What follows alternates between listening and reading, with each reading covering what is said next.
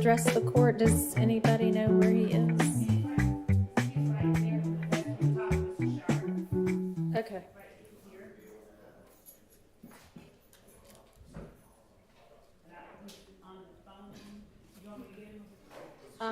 Yeah, if you don't mind. Would y'all get Mr. Shy?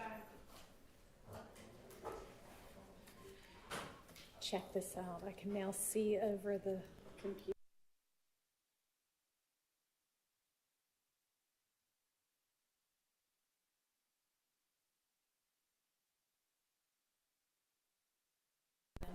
Is there anybody from the state?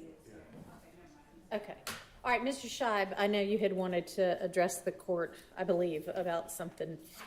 So, yes. Bench conference? If you want it to be, sure. This doesn't have to be with everybody. Well, yes, it does, as far as I'm concerned. We're not doing that again. It's something personal, okay? Personal about you? I've been doing this a long time. I've never had anybody do me before. I'm not going to go over what happened yesterday, but I don't come to the court and lie. I understand somebody, I'm not going to go over what he said I wasn't truthful about something, and at the doctors. I asked the doctor a question about my client's mental competency to take certain medication. I said, would it affect him?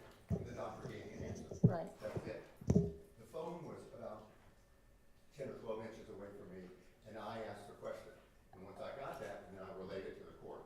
I understand somebody came in here and said, what I said wasn't accurate. I don't lie to the court. I've never lied to the court. So that's all I'm going to say. Okay, I appreciate it. And so you're talking about when, and I don't know exactly who was on the conversation, but so the conversation was at your behest with Mr. Zachary's doctor, and I don't know if it was an ADA and an investigator. Adam.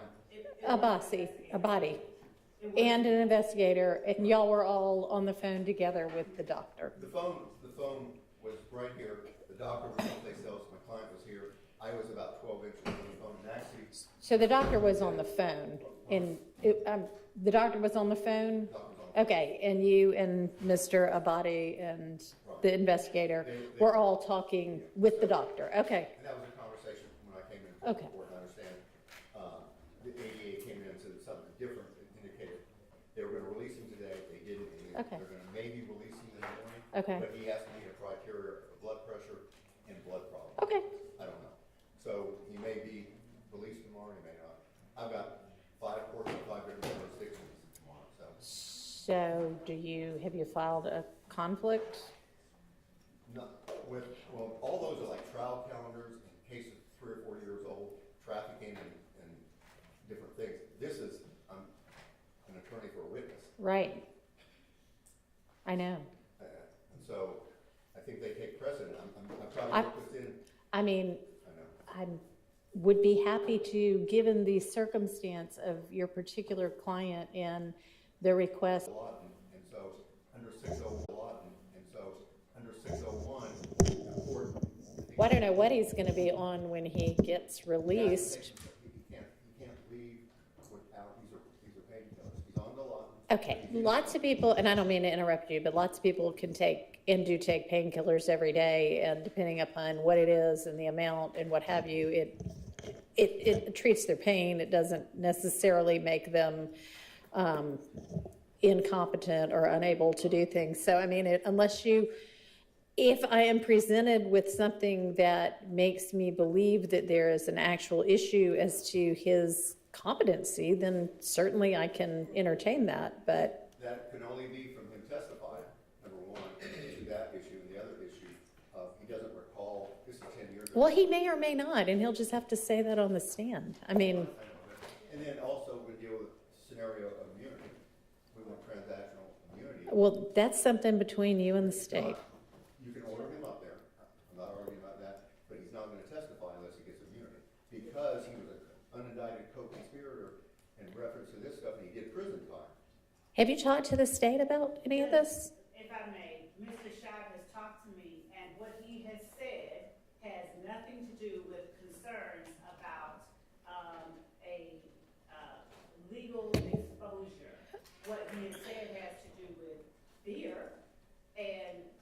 fear. It has to do with fear. And, his client's desire to not testify, period. But see, I didn't know until yesterday. Excuse he me, was can part of y'all, this. can y'all mic up? Can y'all use a microphone? Yeah, just walk back to the podium. You'll only be 3 feet further away, and then they can hear. I'm sorry. It's okay. I didn't know until yesterday he was part of this 10 years ago. I did not know, he did prison time, but I didn't know that he was part of this. And as far as immunity, he could be brought in, I mean, as far as conspiracy, and if he gets up and testifies and said, hey, I was involved in this and involved in that, they could prosecute him. I didn't know that until yesterday he was involved in this scenario. Okay, I don't quite know what you mean by he was involved in this scenario, He but, did time for some of these acts involved in this. well, he certainly can't be prosecuted for anything he's already done time for. I mean, that's double jeopardy. Well, And you're, I don't know if, as far as conspiracy to commit murder and everything, I don't know what he was prosecuted for entirely. All I right. just found out, and the family has told me more today. I thought I was getting involved in, I'm fine on it, getting involved in a scenario where I was gonna help him, give him information, whether to testify or not testify. Right. But it turned out to be, and that's fine, I like this. It's a lot more to it. So I have to protect him. I understand. So, I mean, Judge, I don't have any problem doing that, but I just do want to make the record very clear for a couple of things. I don't believe that Mr. Shive has, and I don't think that the court entertained it, so it may be worth nothing, but the competency, Mr. Shive doesn't have, I don't believe, maybe I'm wrong, standing to assert regarding competency, a hearing regarding competency as far as this person as a witness. But second, given, I don't know what all Mr. Shive knew, but given the comment,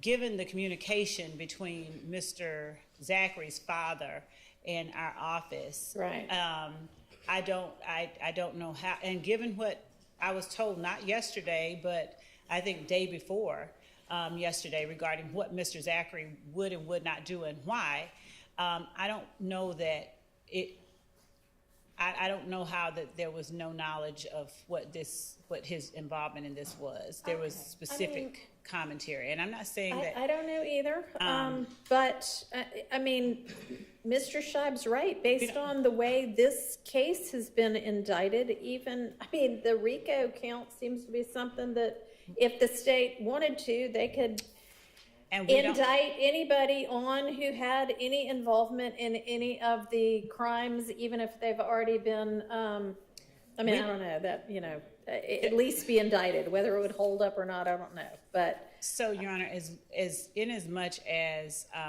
there is a concern, I assume that there is a concern regarding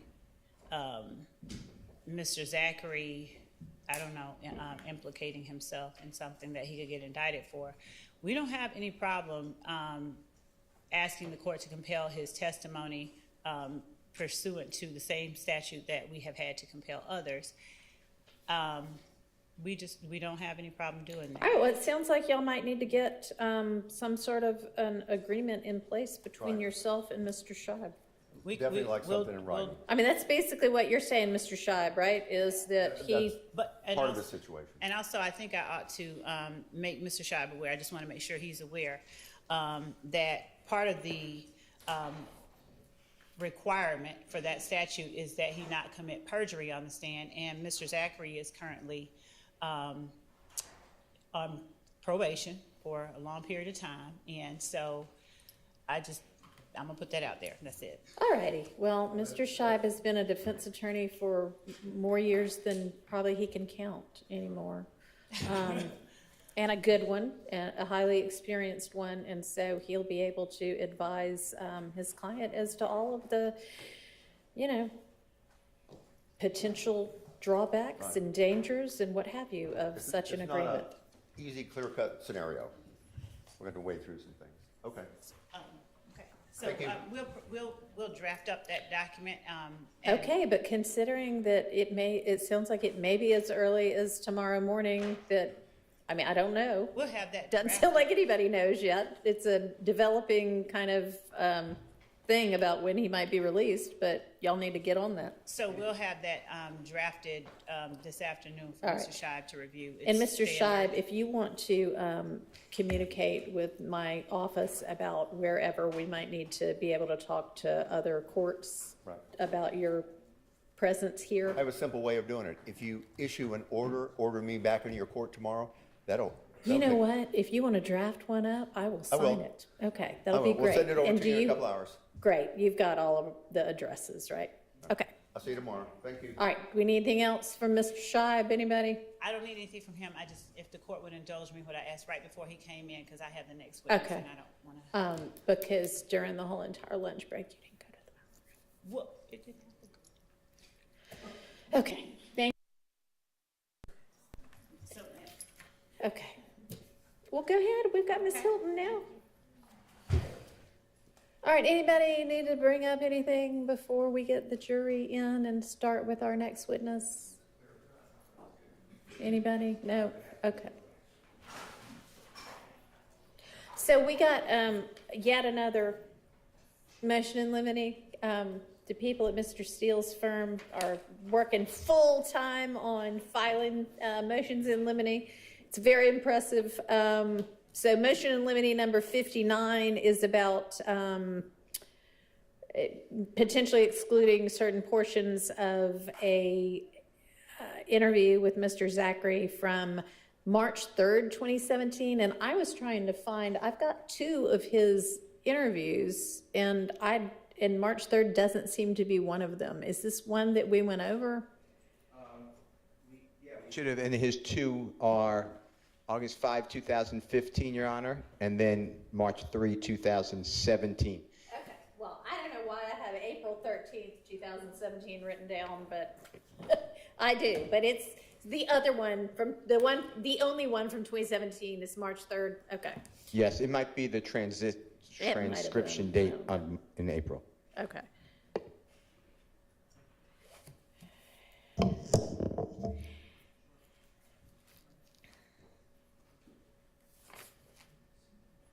And is that something?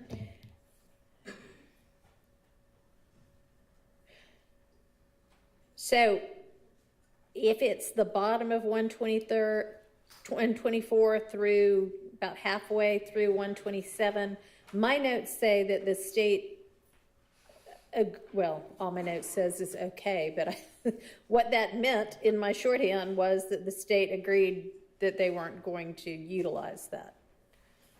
My notes were not perfect, so that's why I did that. Okay, that would be great. Hey, Your Honor, I'm not sure. Is that the issue we talked about this morning or something? No, this is Okay. yet another one. I don't have Mr. Steele's email, and because I was not present during. So if you want to just, I mean, I printed it out because I'm old, and you can just look at the highlighted portion and see what it is he's talking about.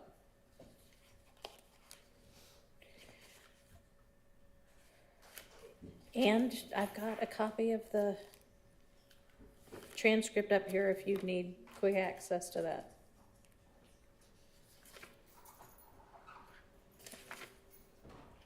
But my notes at least say that y'all said okay on that one, meaning we won't use that one.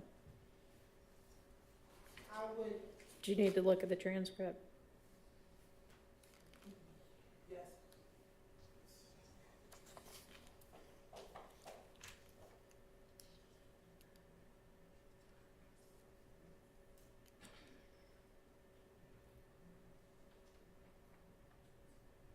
Because at one point on 126, he says, that's what I assume, that's what I heard.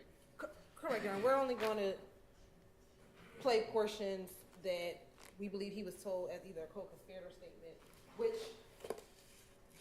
is probably not reflected as much in the March 2017. Okay, but y'all agree that y'all don't intend to use that portion, correct? Just so Yes. we're all on the same page? Yes, Your Honor. All right.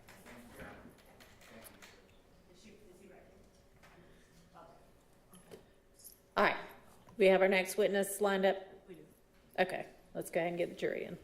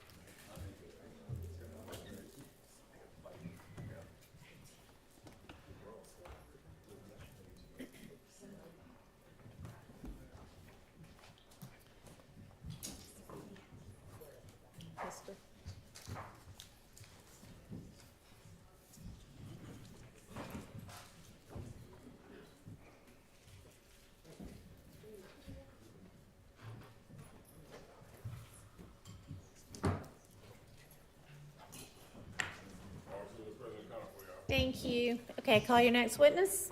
State calls Mr. Collins back to the seat. Oh, right, we were in the middle of him. Or no, we weren't. We weren't. Has he just already testified? He has, he Okay. had been released. Okay. And All right, so we'll re-swear him, I guess, since he'd been released. Raise your hand. Do you swear affirm testimony you're about to report is the truth, the whole truth, nothing but the truth, sir? Maybe see the state your first and last name and spelling for me. Sure. It's Christopher Collins. Spelling on that is CHRISTOPHERCOLLINS. And good afternoon, Mr. Collins. Good afternoon. Welcome back, and thank you for coming back. I have a few follow-up questions for you regarding the incident that you responded to on January 28, 2015 at 2905 Springdale Road. Okay. Do you recall testifying about that yesterday? Yes. All right. And I'm going to show you what has been labeled as and admitted as states 1 Charlie, Charlie, Charlie. And it'll be put on the screen, but it will also be on that piece of paper in front of you. Is that the location at 2905 Springdale Road, Yes, that's Southwest? that's that the you parking responded lot. Yes, to? Okay. And did you testify already that whether or not that was in Fulton County? I did. Okay. On the date that you responded, do you recall reporting or testifying about one of the units that had been shot up, that the occupant of the unit was not inside at the time that police arrived? Yes, I remember that one. Do you recall which unit that was? I'm pretty sure it's P3 without looking at my report. All right. May I show you your report to refresh your recollection? Sure. All right, and Your Honor, this report, I think, had been previously labeled, just for identification purposes, as 666 Charlie, Charlie, Charlie. Oh, no, I'm sorry, it's the wrong. I'm going to show him his report to refresh his memory, and for defense purposes, it will be page 8 of 8. Okay. Go ahead.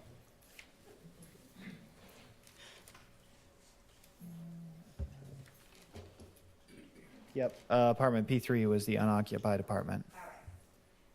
And when you say unoccupied, I'm going to take this back, okay? When you say unoccupied, do you mean it that it was not, the resident was not there at the time that you all arrived, or it was an empty apartment that no one lived in? Oh, no one was there at the time because the back door was open. Okay. Now, do you recall at some point and the occupant of the home coming back? Yes. All right. Do you recall what her name is? No, not off the Right. top of my head. If I show you your report, let me ask you this. Did you put that information in your report? Yes, it's in my report. And did you talk with her? Yes, that's in my report. All right. If I show you your report, will it refresh your recollection about what her name is? Sure. All right. I'm going to show it to you. Page 8 of 8. Okay.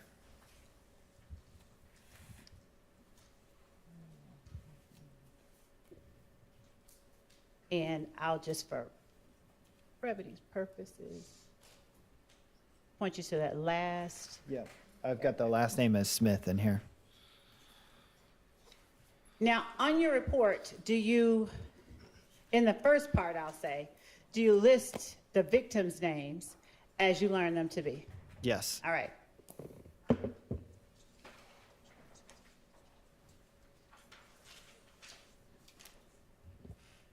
Do you recall the occupant of apartment P2? Do I recall their name? I believe that was. His name, the occupant of P2. I remember the last name from yesterday when I testified. Okay, and was that Mac? Yes. Gilberti Mac? Yes. All right.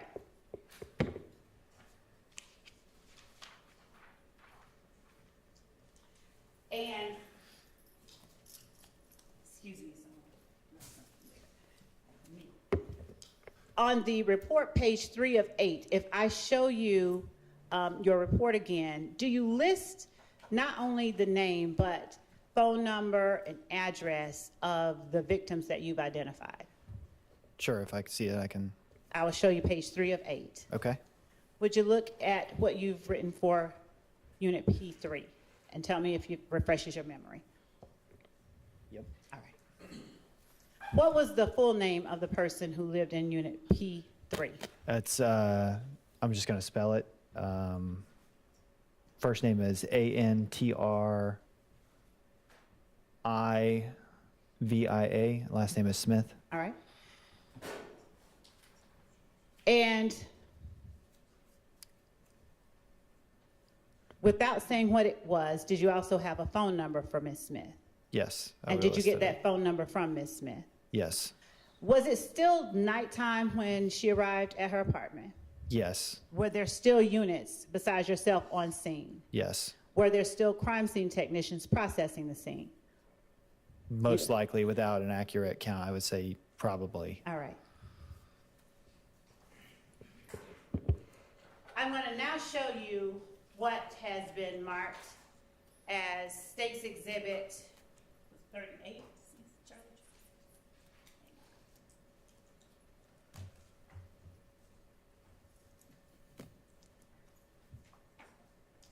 65, Charlie, Charlie, Charlie.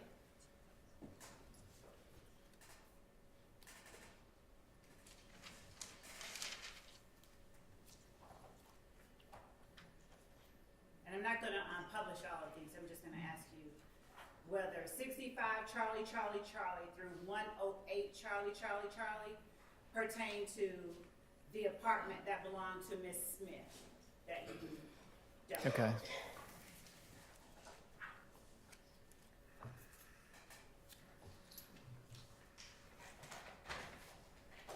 Could you publish the first one?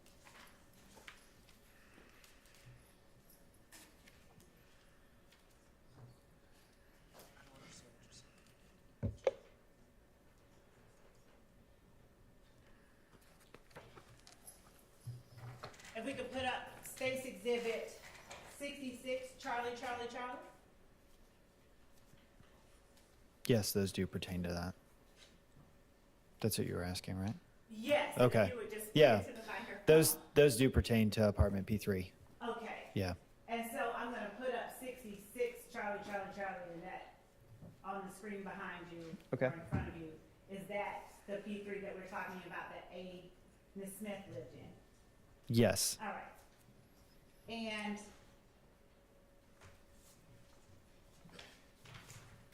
do you have any independent recollection of how long you spoke with Miss Smith while she was on scene? No. Do you recall,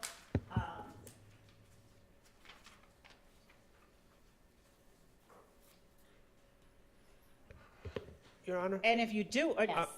may we approach? Yes.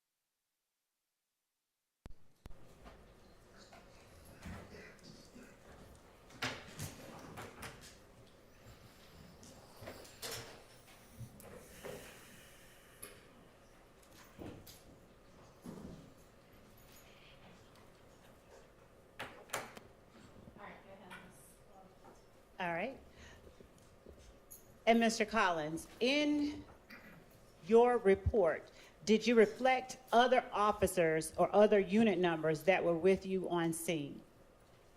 Did I write them in there? Yes. Yes. And do you recall, as you sit here today, who they were without refreshing your memory? Yes. Who were they? Would have been Kenneth Robinson responded, and my lieutenant, one of the sergeants. I want to say it was Lieutenant Bruce, probably Sergeant Dawson. And do you recall who would have been unit or 4380 and 6161? 4380 would most likely be a support person, like a crime scene tech, and the 6 number would be a detective. Would looking at your report aid you in remembering who it was? Yeah, All right. because I might have that backwards. All right. I'm going to give you the whole report, and you look wherever you need to in your report.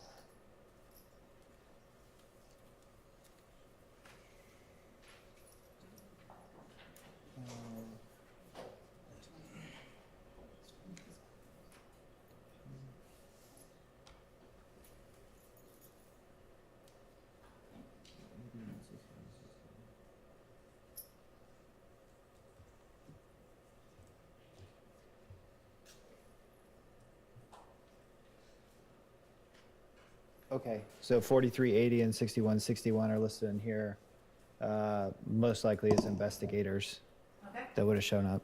There's a 7 number that's a crime scene tech. Okay.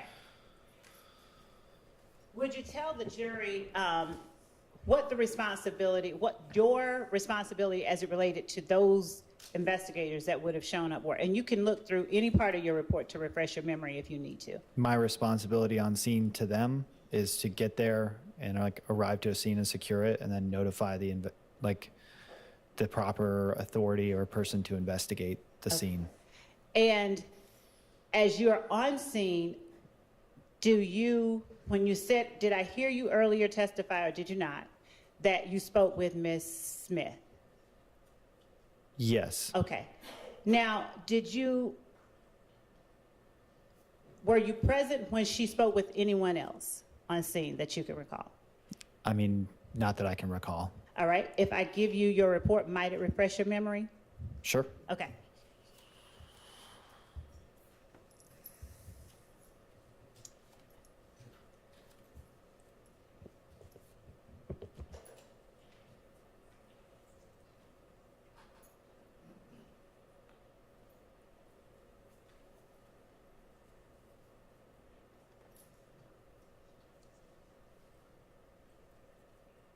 Okay. Yeah, I read it. Okay. And were you present when she spoke to these people? Or I would have still been on scene, but I don't know if I was sitting in on their conversation. okay. But I did. Yeah. But you did what? You can say whatever it is. I mean, I wrote down in my report that she had made statements. Yes. Yeah. Okay. Now, do you recall what statements she made to you, or what statements you heard her make? I do, after I've just seen my report. Okay. And so that I can be precise and we cannot be imprecise, Yep. did she tell you who was either staying Your at her? Honor, I'm going to object. On foundation, it's not been properly laid at this point. Your Honor, the witness just stated that he recalled after reading the report what he heard or what. The witness recalled in response to Madam Prosecutor's question that he was present for a conversation between the witness and the other two, and he was there on the scene. It's not been clear who the statements were made to. He just said he remembered what he recalled hearing, so overruled. Do you recall hearing Ms. Smith talk about a friend of hers who had been at her place? Yes. And what was that friend's name? I believe she gave a nickname. What nickname was it?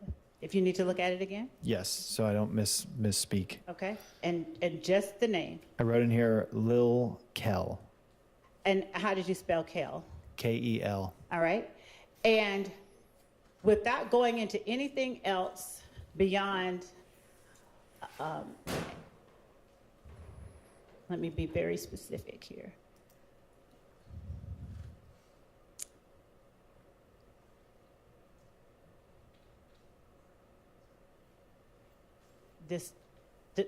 what refreshes your memory, if it does, after locale, did she say what he was doing at her place? She stated that he was like hiding out Okay. at her place. Hiding out at her place? Yes. All right. Now, did Ms. Smith also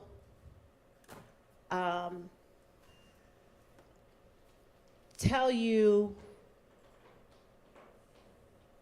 did she also mention her boyfriend's brother? Yes. Would you tell the jury only what name of the boyfriend's brother that she gave? She gave the name Peanut. Okay.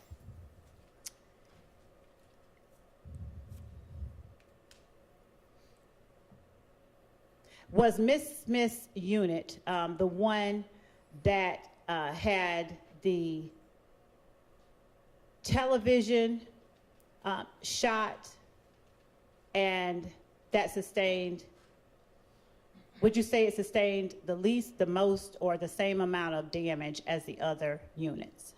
That one looked like it received more damage than the other units. I'm sorry, could you say it a little bit More. That one had more damage than the other units. Okay.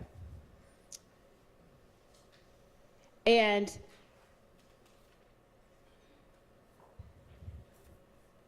do you recall whether Ms. Smith gave you any information about requests she had made of her neighbor, Mr. Mack? And if you don't, I'll let you read it. And if it still doesn't refresh your memory, that's fine. Okay.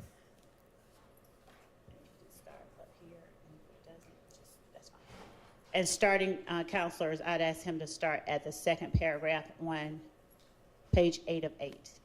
Read to yourself and then look up after you've had a chance to read it.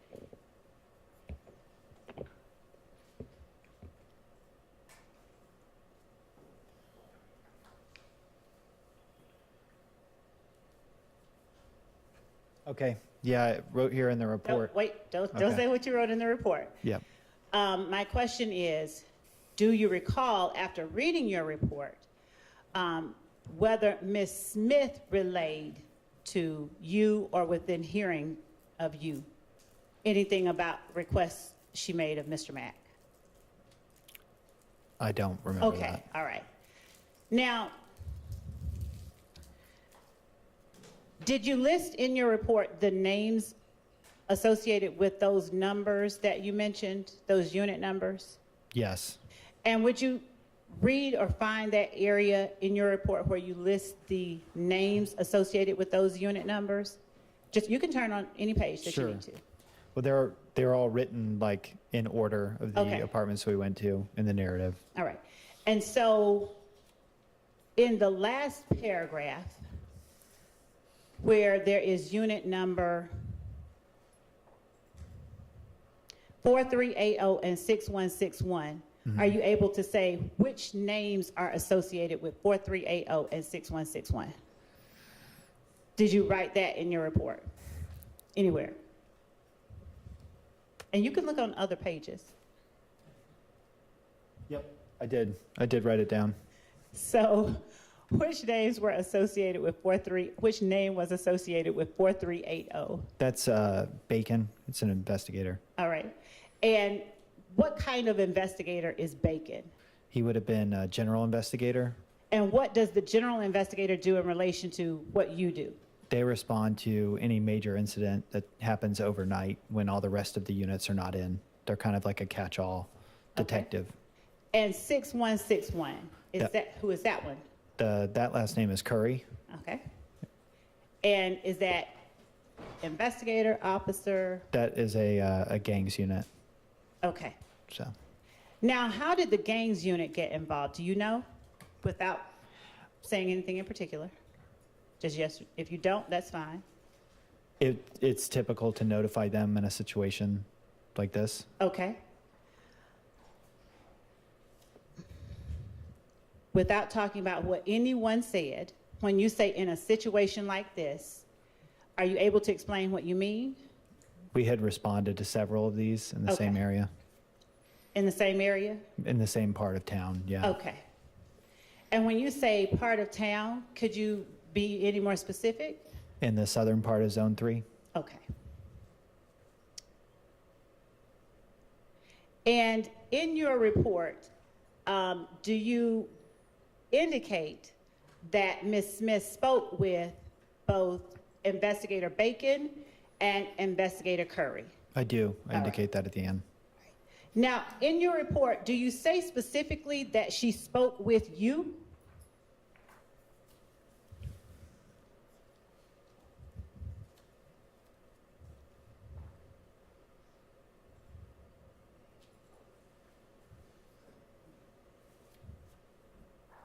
The way that I wrote it, it would indicate that she spoke with me. Okay. And it would be reasonable to say that she would have had to speak to me to get to another investigator. Say that for me one more time. It would be like normal procedure. If somebody's arriving on scene, they don't just immediately speak to a detective. They would talk to a patrol officer first who's manning the crime scene tape or Okay. doing some other kind of task. And is it customary for you, when you're on scene, for you to either point victims or witnesses to the investigators or even relay to them information that that victim or witness has shared with you? Yes, that's Okay. normal. All right.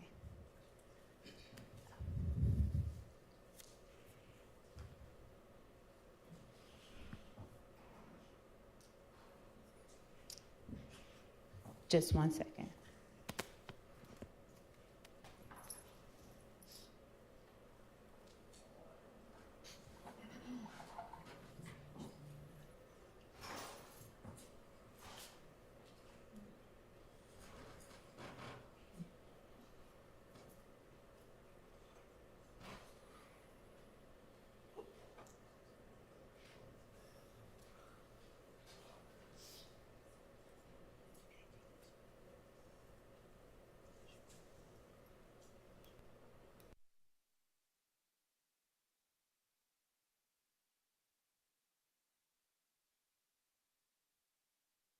Thank you. That's all that I have for now. All right, defense questions for this witness?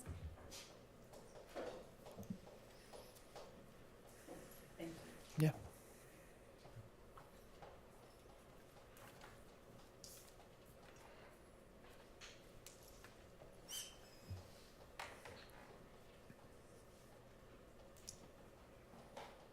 Mr. Collins, good afternoon, sir. Good afternoon. My name is Keith Adams. I represent Mr. Williams, who's sitting over here. Okay. And I've got a couple questions for you about what you just testified to, okay? Sure. All right. If I heard you correctly, you responded to this location on Springdale Road back in 2015, true? I mean, without referencing my report, that sounds correct. Right. Could be. Is that your report right there that you've been looking at? Believe May I- so. May I, Judge? Yes. I'm going to go ahead and leave this with you, so if you need to reference it, Cool. please feel free to do so, okay? Sure. All right. 2015, I think I heard you testify yesterday when you were here previously that was a long time. As to whether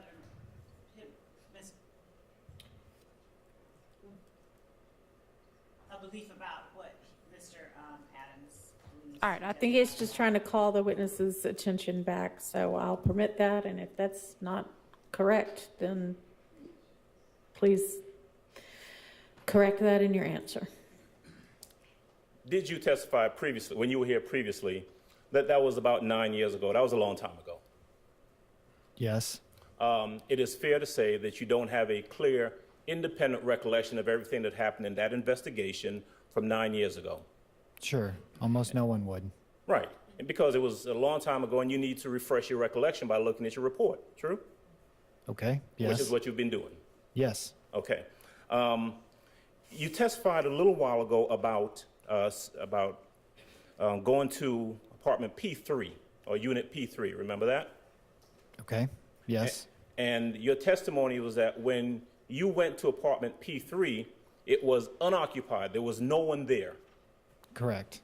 That is not the first place that you went to. You'd gone to other units first before you got to P3, correct? That's the order I have it written down. I mean, sure. Okay.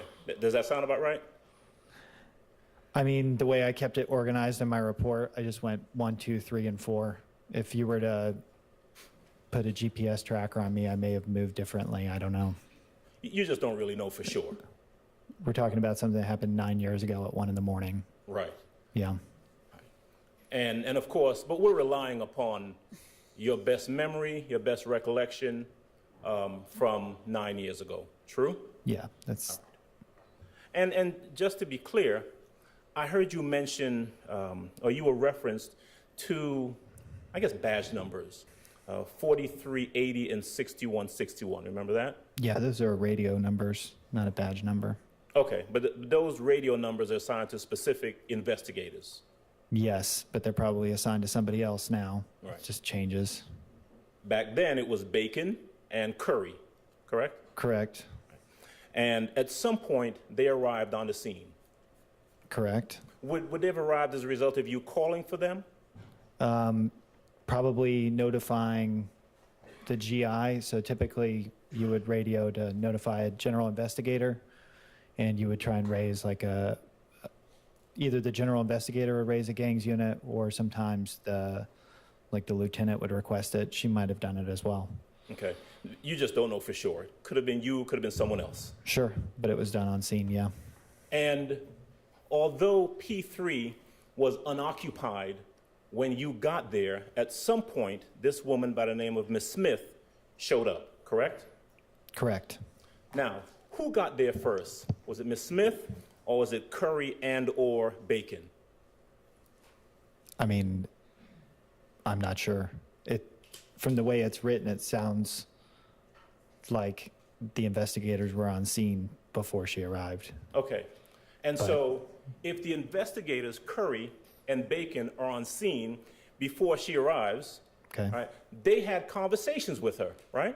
Objection, Your Honor, as No. to vagueness about they had conversations with her if she was on scene. Overruled. Okay. Isn't that true? Isn't that what you put in your report? That she spoke, Ms. Smith, spoke to 4380 and 6161. Yeah, I wrote that she spoke to them in the Right. report. And so, do you have an independent recollection of you actually taking a statement from her before she spoke to those other two officers? I remember speaking to a woman there. I remember her making statements and what this was about. And then I remember alerting the detectives and saying, you should probably speak to this lady who just showed up on scene. I do remember that. So even though they came there before she got there, according to what you just testified, you spoke to her first and then she spoke to them? Your Honor, objection, just asked and just answered. Asked and answered, sustained. Is it fair to say that you never interacted with anyone that night named Kel? Is it fair to say I never interacted with somebody named Kel? Yeah.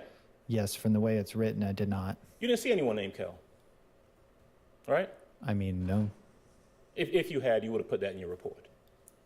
I would have put what I did put in there, which was that there was somebody seen like running to a vehicle in surveillance footage, but I mean, You didn't speak to anyone named I Kel didn't that speak night. to anybody named Kel, that's correct. All right.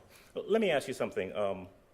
Officer Collins, who did you end up arresting anyone for shooting at any of these units that night? No. Is it fair to say that you were not in charge of any continued investigation after your initial appearance there at the scene? Correct. All right. You don't have any information about who may have been involved, who may have done this at all that you could share with this jury, do you? Past what happened on scene, no. Okay.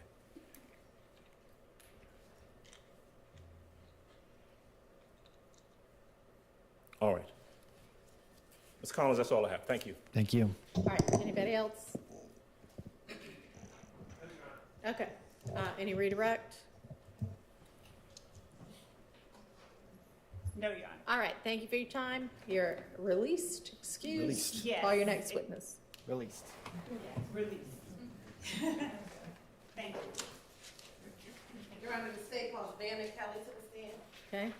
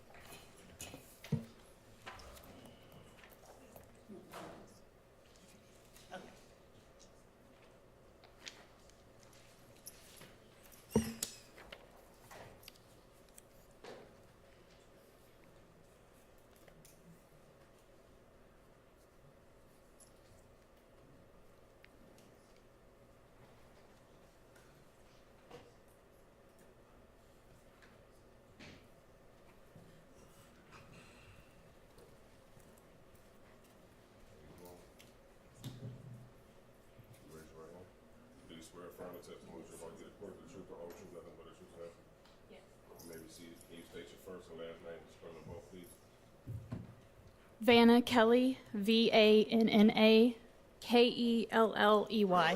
And good afternoon, Ms. Pat. How are you? Good afternoon, good. God bless you. Where are you employed? I am employed with the ATF, which is the Bureau of Alcohol, Tobacco, Firearms, and Explosives. And how long have you been with the ATF? I've been there for 4 years. It'll be 5 years in January. Prior to working with the ATF, where did you work? Before I went to the ATF, I was employed with the Georgia Bureau of Investigation, which is the GBI. And can you please tell the jurors what were your job duties and responsibilities when you worked for the Georgia Bureau of Investigation?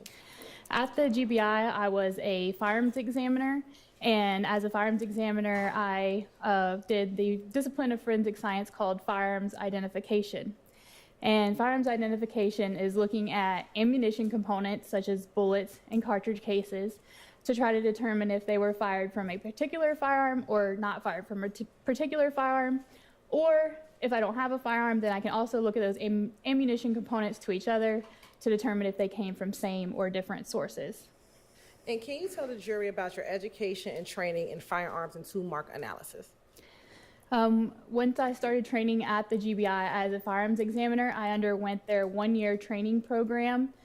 During that time, it included studying things such as the history of firearms, doing microscopic analysis, learning about serial number restorations, which is restoring numbers on a firearm if they've tried to be removed. Also, I did training and casework in muzzle to target distance determination, which is trying to determine the distance between the firearm and the object or the person that was shot.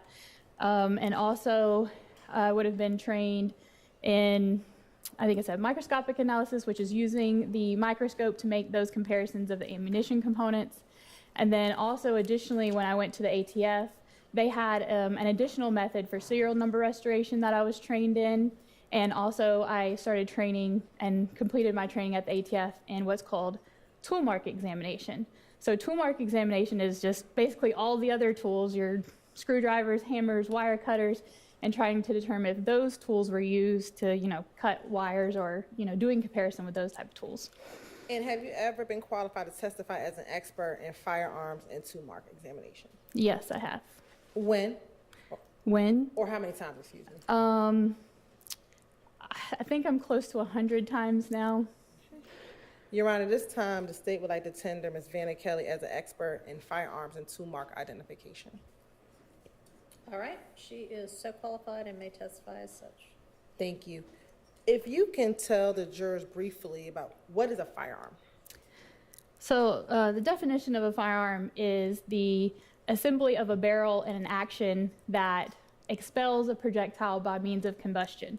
So really what you should be thinking of in terms of, the word firearm, you're probably thinking, pistols, revolvers, rifles, shotguns. Those are your main types of firearms.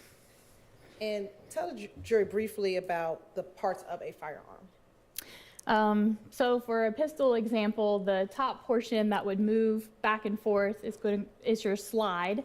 And then the slide is attached to the frame of the firearm. And then you have, some internal components such as the firing pin. The firing pin is what comes out and basically causes that combustion reaction that I talked about.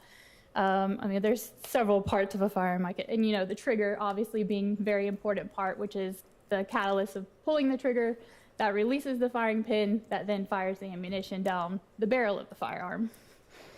And then what is a cartridge? May I use my demonstrative aid? Can she use her demonstrative aid? Yes. Yes. Okay. So this is a large scale, they're not this large, a plastic model of what a cartridge is. So a lot of people, when they see something like this, if you're familiar with firearms or ammunition at all, you'll think, oh, this is a bullet. But when I refer to this, it would be a cartridge, meaning that it's unfired. So then the cartridge is made up of the cartridge case, which if I use the term cartridge case, that means that it has been fired. And the bullet, which is the projectile. So the cartridge, when it's fired, those two things will separate. The bullet will go down the barrel of the firearm, and the cartridge case will move rearward, and then in sometimes firearms will also be ejected. So you have the cartridge case, which has the primer here on the head of the cartridge case, And that's where the firing pin will strike the primer, which ignites the gunpowder inside of the cartridge case. And as that gunpowder causes the pressures to build up inside the case, that's what pushes the bullet down the barrel of the firearm. So, interview, cartridge case, 1 unit unfired, cartridge, 1 unit unfired, and then that separates into a fired cartridge case and a fired bullet. Thank you. Now, when you receive firearms to be tested, please tell the jurors about the process used to test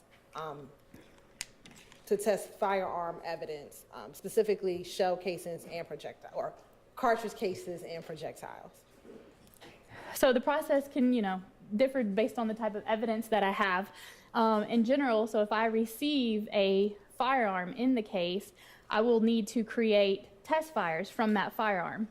So at the forensic lab, we'll have a large metal water tank that's full of water, and then there's a port on the front of that box that I will stick the firearm at that port, and as I pull the trigger, the bullet is traveling into the water of that box, and the water helps to slow that bullet down. So after I'm done test firing, I can collect the bullets from the water tank. So now I have samples that are known to have come from that firearm I just shot. And also at the same time I'm shooting it, it's ejecting, or otherwise I can collect the cartridge cases as well. So I can take my firearm, test fire it, and then have known samples of the cartridge case and the bullet from that gun.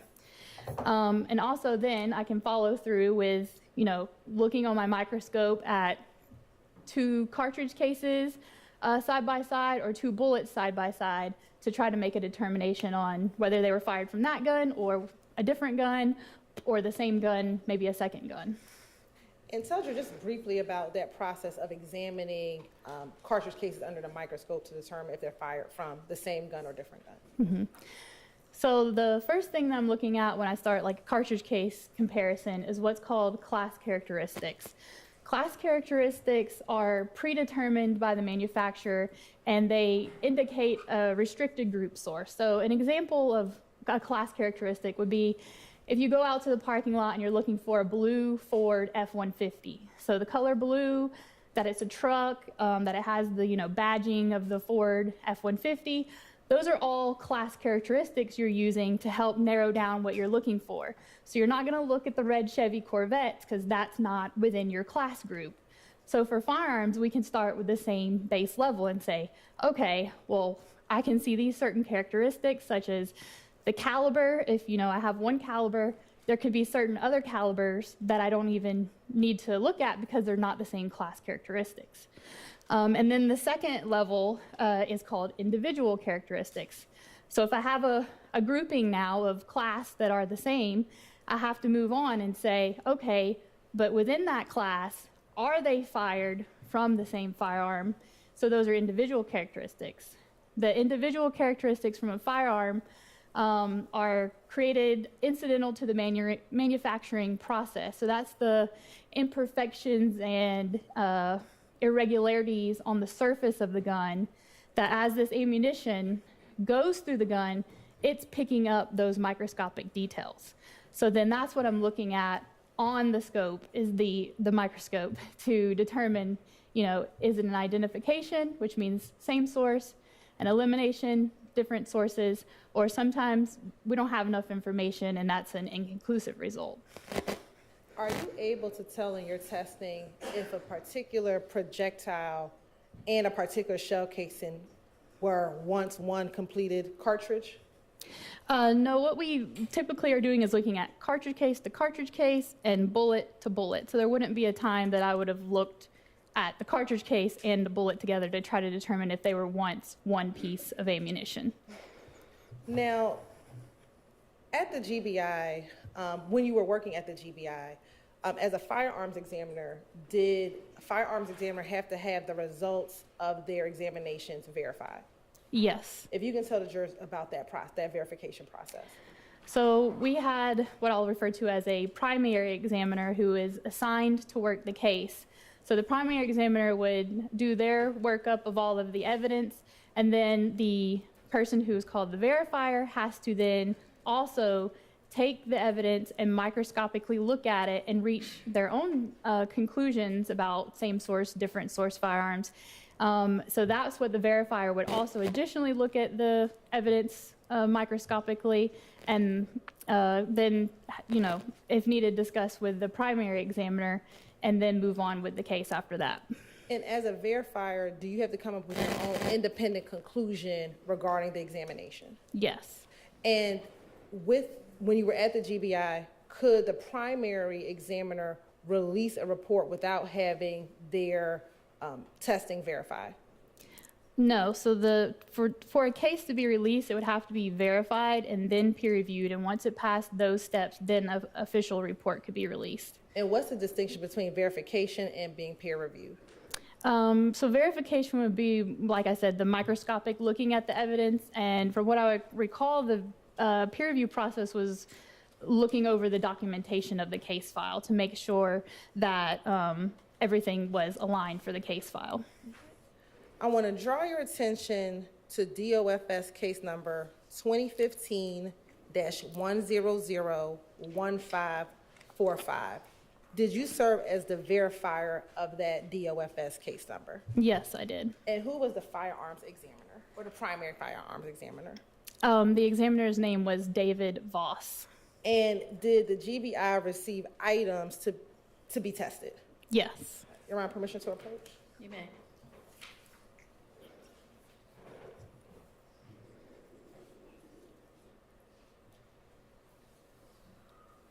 Sorry.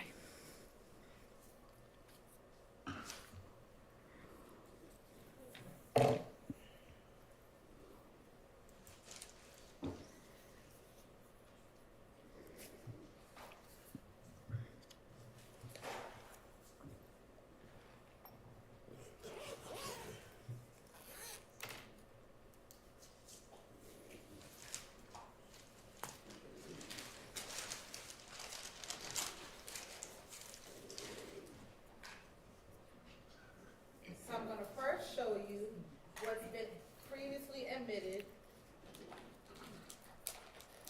as State's Exhibit 318, Yankee Charlie, 318, Yankee Bravo, 318, Yankee Alpha,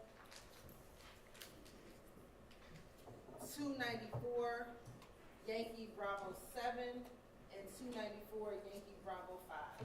Tell me if you recognize, if you're able to tell me if these are some of the items that you tested back in 2015. May I also refer to my notes? Your Honor, she refers to her notes. Yes. Thank you.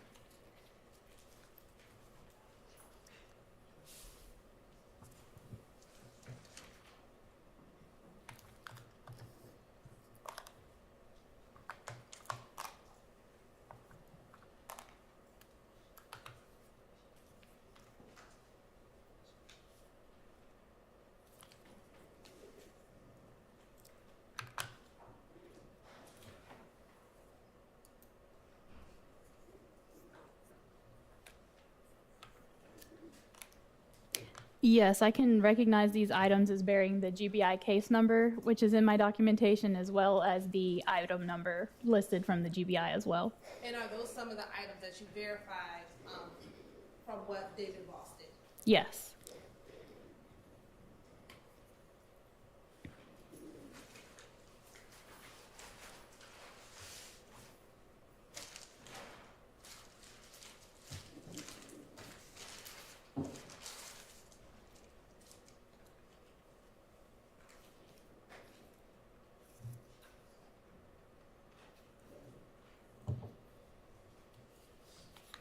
I'm now going to show you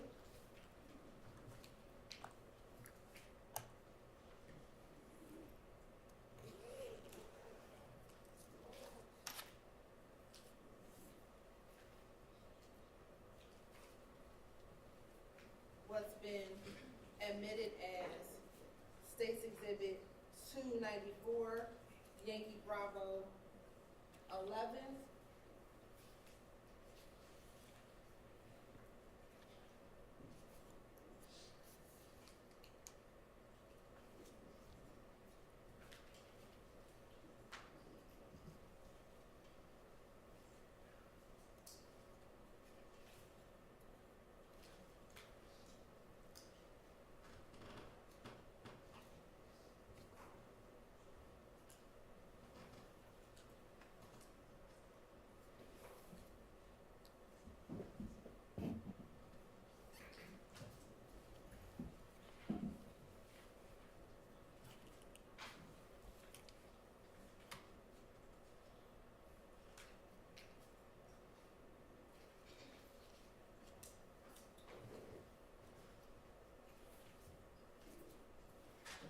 what's been pre-submitted as 294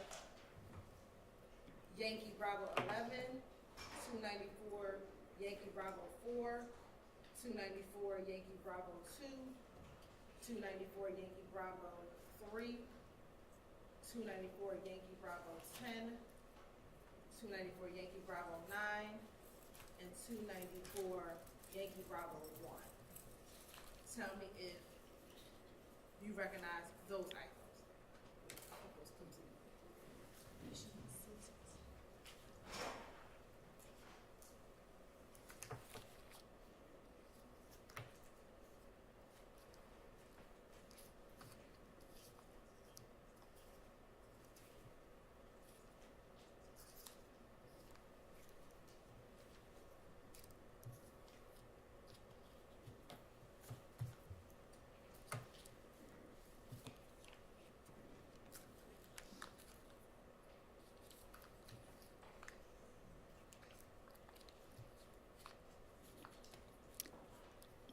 Yes, these packages also bear the same GBI case number and item numbers associated with the verification that I did.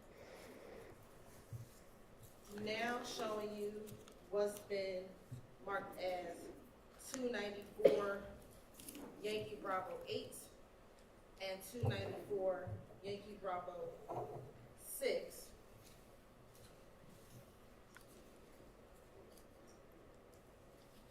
Some do you recognize those?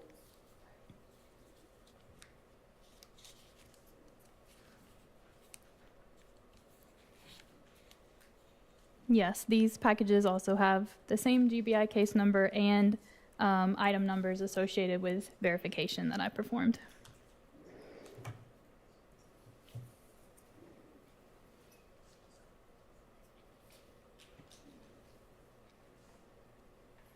Now showing you what's been already admitted as Exhibit 294 Yankee Alpha 24, 294 Yankee Alpha 25, 294 Yankee Alpha 26, and 294 Yankee Alpha 27. Tell me if you recognize those items.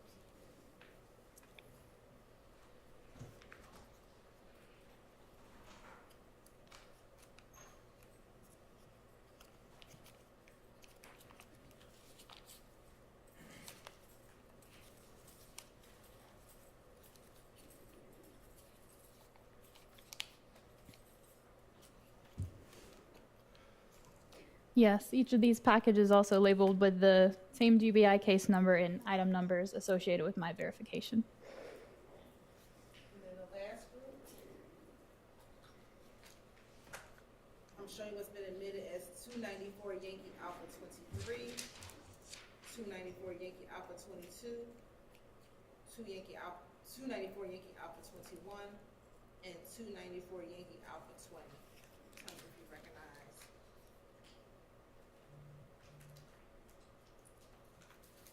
those items.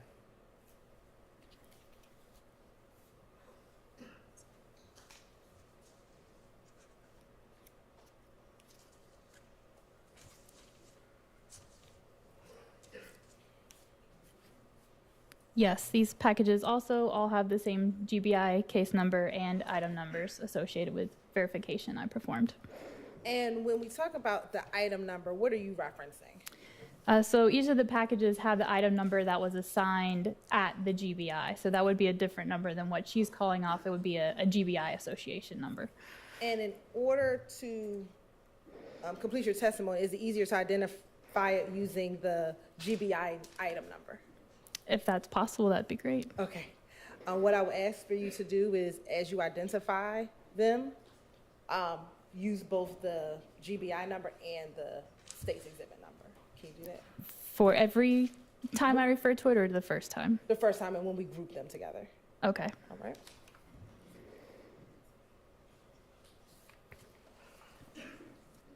Now, I want to first start with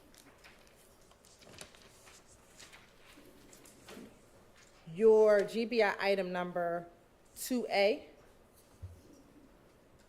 2B, 2C, 5B06 and 5B08. Do you have those? Yes, ma'am. All right. If you can first identify 2A, what exhibit number is 2A? GBI number 2A is States Exhibit number 318, Yankee Bravo. And are you able to open up that particular exhibit? Yes. And then I'll ask you to go to 2B.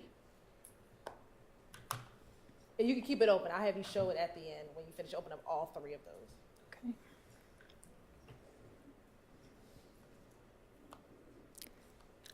GBI item number 2B is States Exhibit number 318, Yankee Alpha. And looking at States Exhibit GBI number 2C.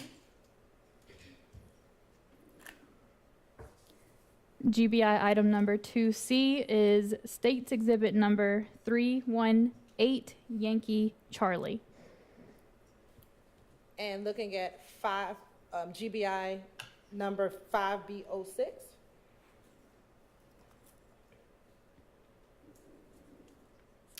GBI 5B.06 is States Exhibit number 294, Yankee Bravo 7. And then last GBI number 5B.08. GBI item number 5B.08 is States Exhibit number 294, Yankee Bravo 5. And are you able to open up the 294 item? Oh, here's the scissors. Would you like me to? Yes. Okay.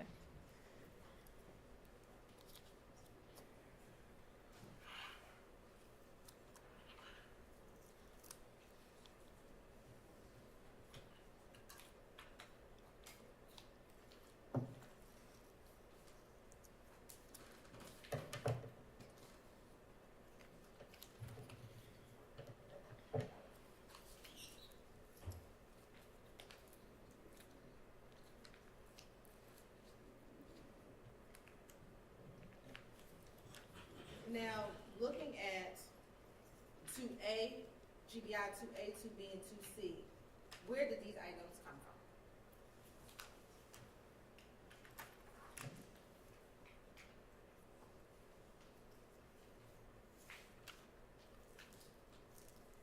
from? Each of those containers has a piece of paper with information indicating they are from the Fulton County Medical Examiner's Office.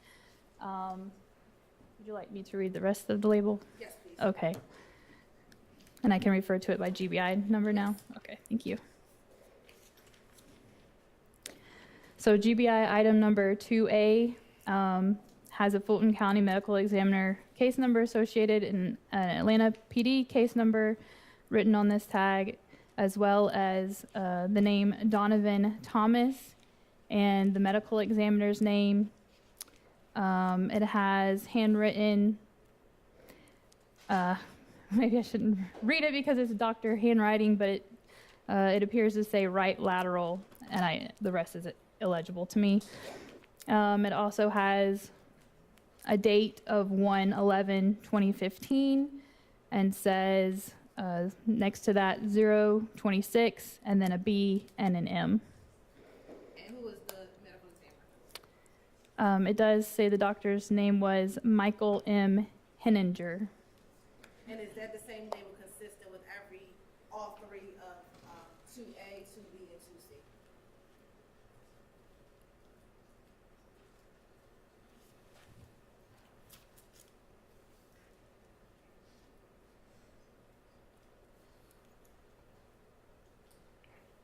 Yes, but the handwritten information as to locations within the body is handwritten, and that information varies per box. And looking at GBI number 5B.06 and 5B.08, where were those two items recovered from?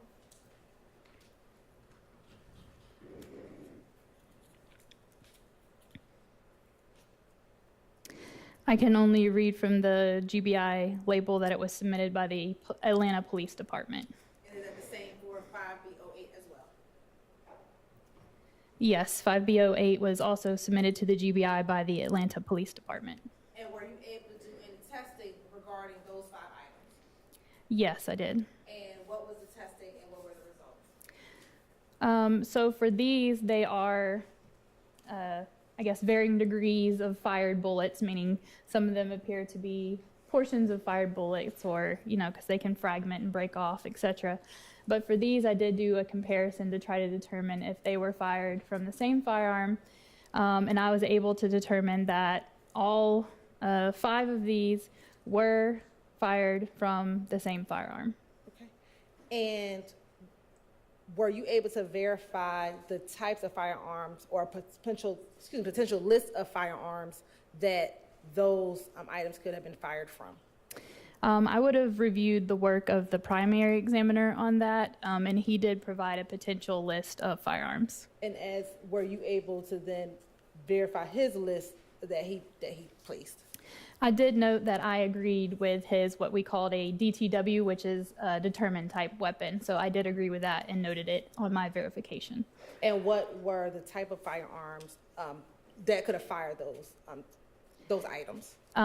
So he listed the AK-47 variant SKS 7.62 by 39 millimeters. All right.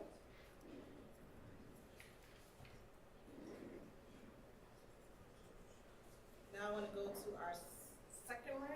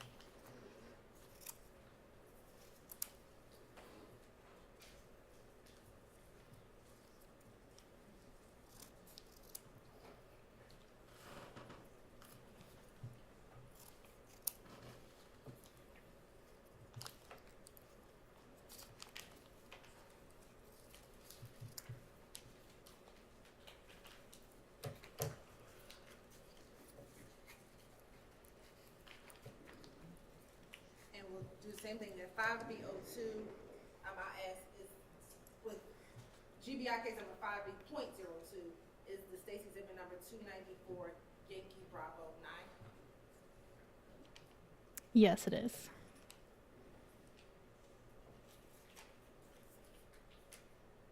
And for 5B.03 is the GBI case, the Stacy exhibit number 294 Yankee Bravo 10.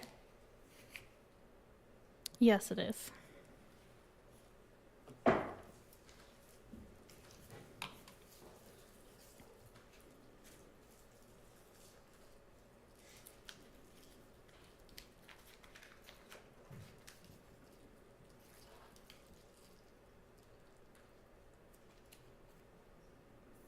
.04 is the state's case number 294 Yankee Bravo 3.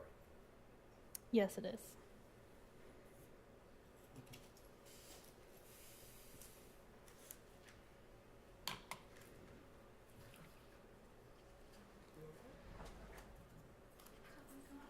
Oh, okay. Is this better?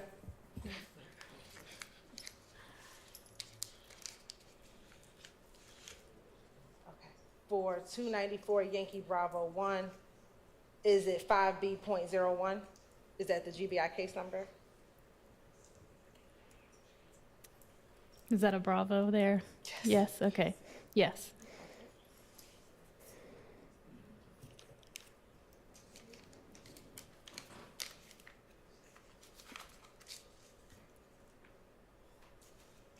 For GBI case number 5B.10, is it 294 Yankee Bravo 11? Yes, it is. And then for the last one, this grouping is 5B.07, 294 Yankee Bravo B4. 5B.07 GBI is, yes, 294 Yankee Bravo 4.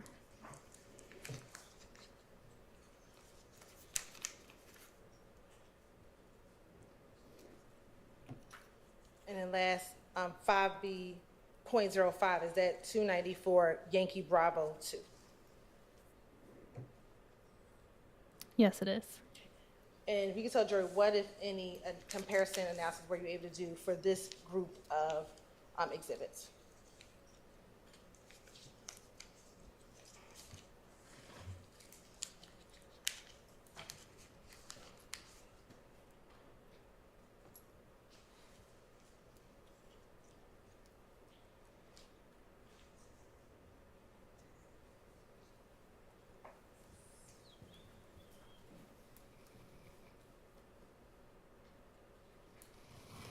So again, these are also bullets or bullet jacket fragments. And I did a comparison of those, and I was able to determine that they were all fired from the same firearm. And were you able to determine a list of potential firearms that that grouping could have come from? Again, it would have been Examiner Voss that came up with the list, but I did note that I agreed with his DTW determining of the type of weapon. The list provided included Springfield, Ruger, and Llama 45 auto pistols. And I also want to say that those lists are based on those class characteristics that I spoke about. So the class characteristics are ran into a database that turns out what manufacturers of firearms use those specifications in their guns. So that's where that information is coming up about what type of firearm manufacturer could have produced the class characteristics from these items. Thank you.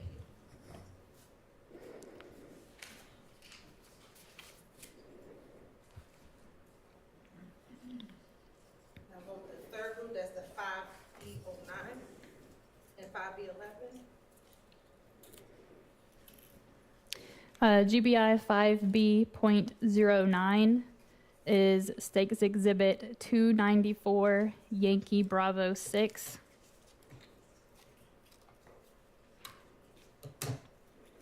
And GBI item number 5B.11 is States Exhibit number 294 Yankee Bravo 8. And were you able to do any comparison testing with those two items? I did compare these two items to each other. However, I was inconclusive and unable to determine if they were or were not fired from the same firearm.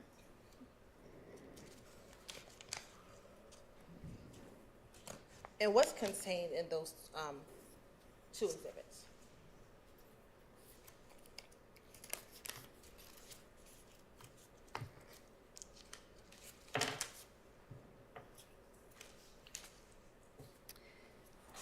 It's a bullet jacket fragment and an additional metal jacketed bullet. And looking at the GBI sticker, were these also submitted with by the Atlanta Police Department? Yes, they were. And is that the same for the last group of exhibits that we looked at? I would like to look at the packaging again for that.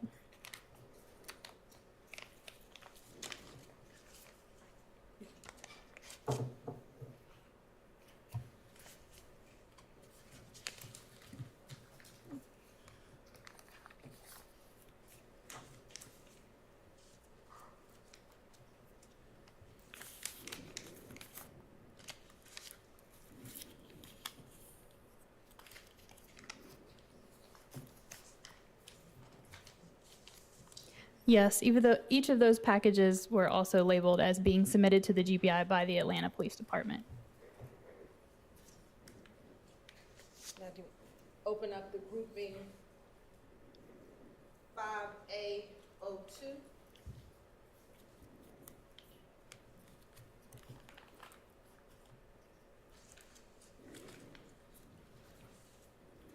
I do not have that group.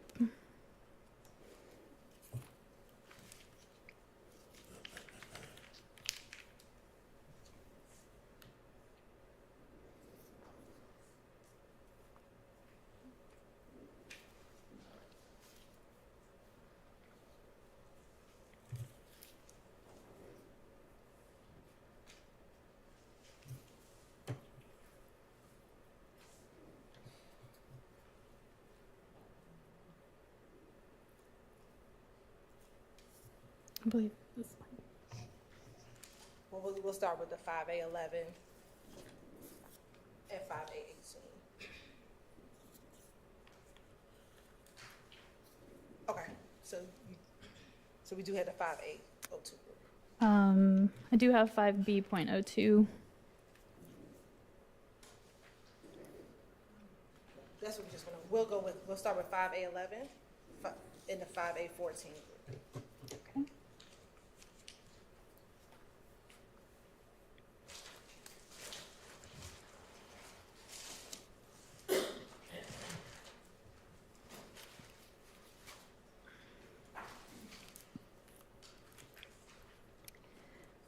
GBI item number 5A.11 is States Exhibit number 294 Yankee Alpha 23. And is that also, was that submitted by the Atlanta Police Department? Yes, it was.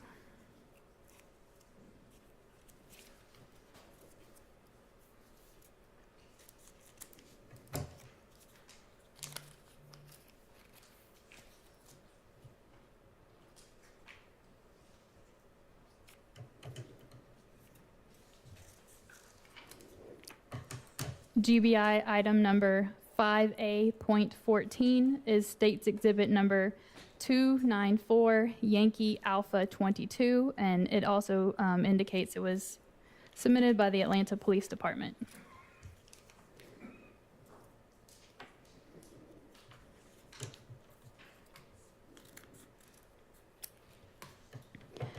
GBI item number 5A.17 is States Exhibit number 294 Yankee Alpha 21. And it was submitted by the Atlanta Police Department.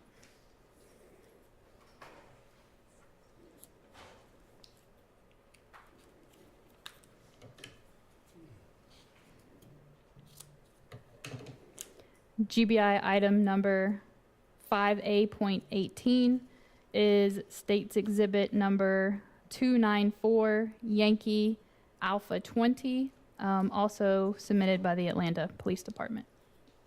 And were you able to do comparison testing on these items?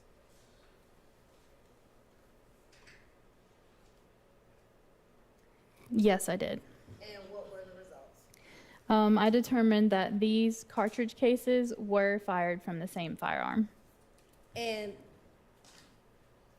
what type of cartridge cases are those?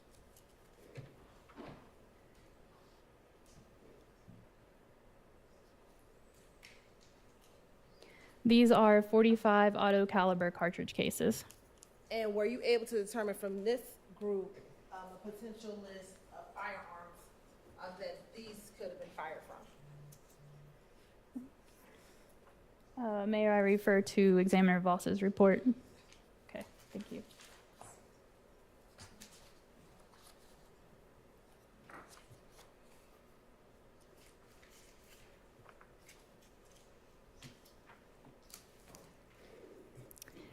His report indicates that they were consistent with being fired in a Springfield 45 auto pistol.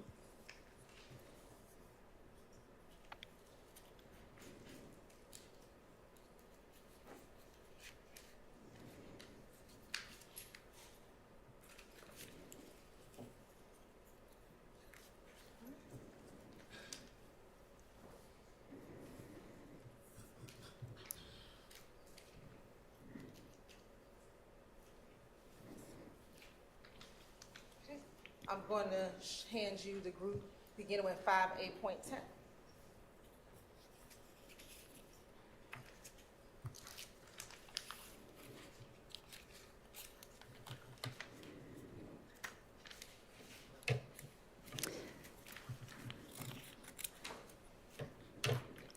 GBI item number 5A.10 is State's Exhibit number 294, Yankee Alpha 24.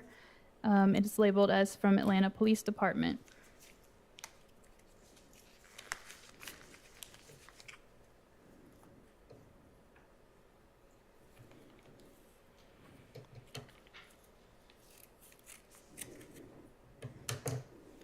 GBI item number 5A.13 is State's Exhibit number 294, Yankee Alpha 25.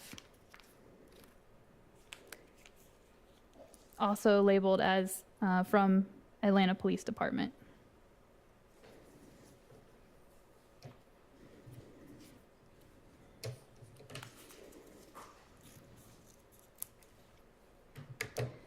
GBI item number 5A.15 is State's Exhibit number 294, Yankee Alpha 26 from Atlanta Police Department.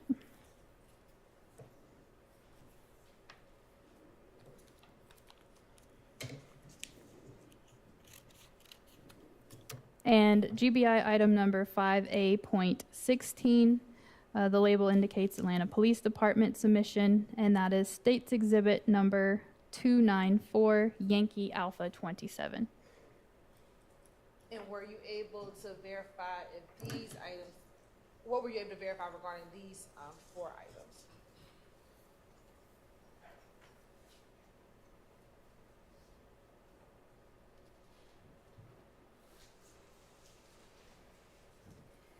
I determined that these were all fired from the same firearm. And were you able to come up with a list of what firearms these shell cases could have been fired from?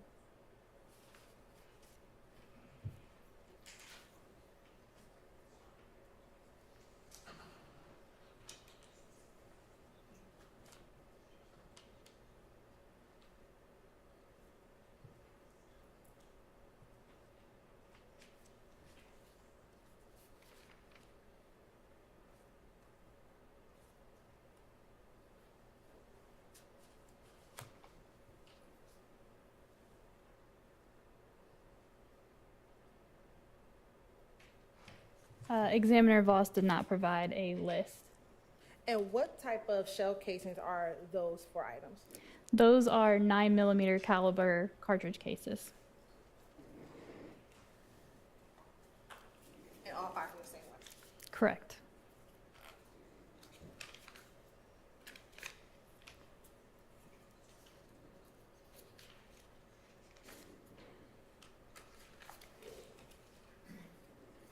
Ms. Hilton, just for terms of break, are you going to be much longer with this witness? It's fine if you are. I just wonder if we should. We can take a break because I have another large group. Okay, let's take a break, and then we'll come back and continue with this witness.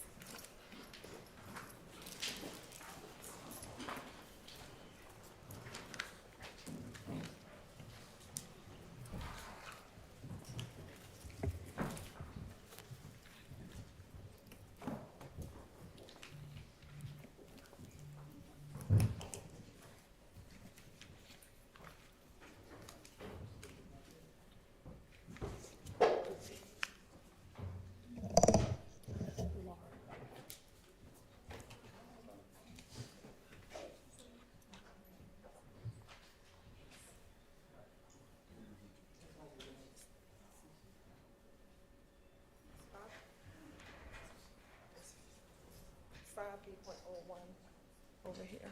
Make sure I keep up. Let's all take a quick break. It's right there.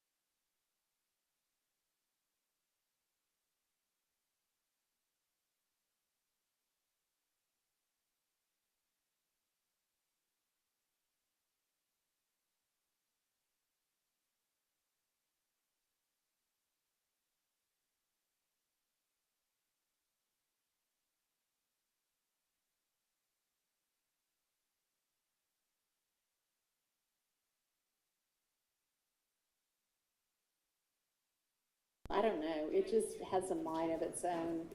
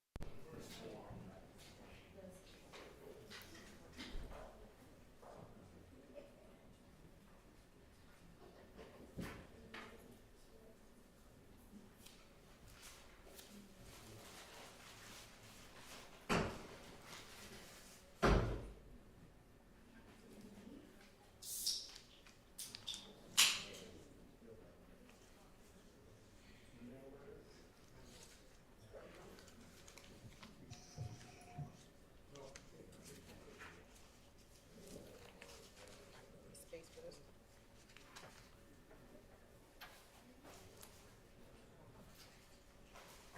Cold in here now. It's cold in here now. I just turned it up a little bit. It's almost 70. It's colder than what almost 70 was this month. I don't think that we've been about it, but.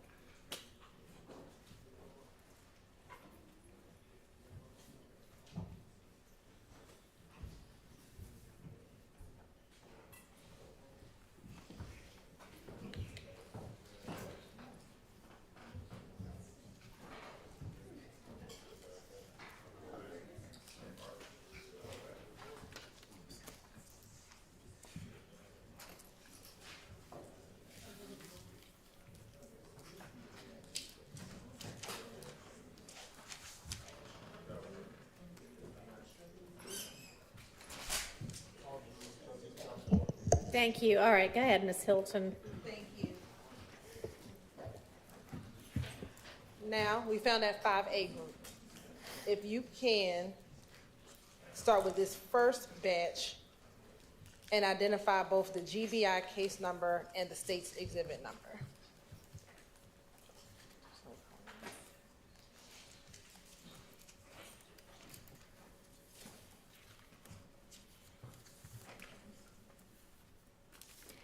GBI exhibit number 5A.02 is state's exhibit number 294 Yankee Alpha 2, submitted by Atlanta Police Department.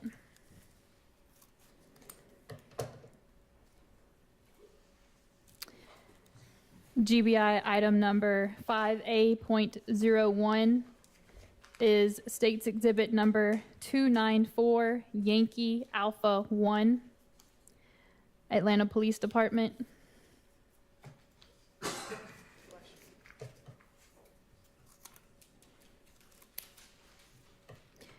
GBI item number 5A.03 is state's exhibit number 294 Yankee Alpha 3, Atlanta Police Department.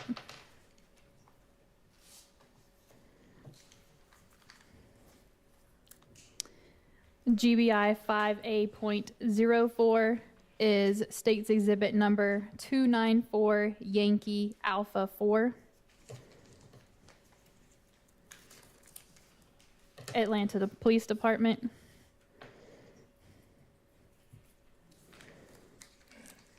GBI item number 5A.05 is state's exhibit number 294 Yankee Alpha 5, Atlanta Police Department.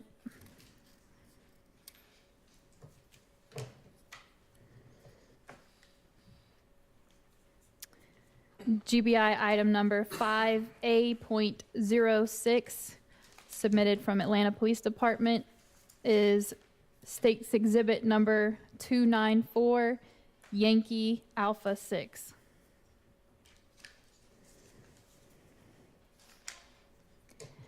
GBI item number 5A.07, submitted from Atlanta Police Department, is state's exhibit number 294 Yankee Alpha 7.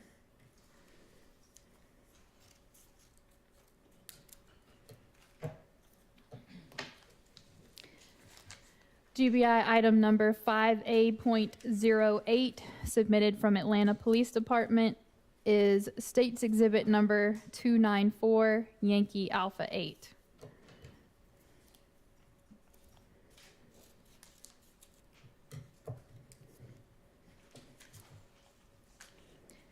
GBI exhibit number 5A.09 from Atlanta Police Department is State's Exhibit number 294, Yankee Alpha 9.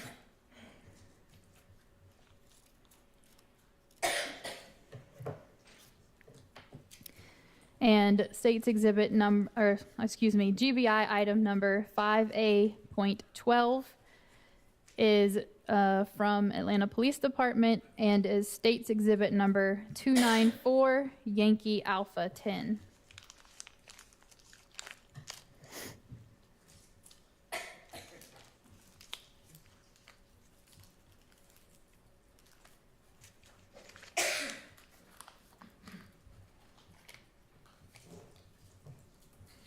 And were there additional shell casings with this grouping that you got?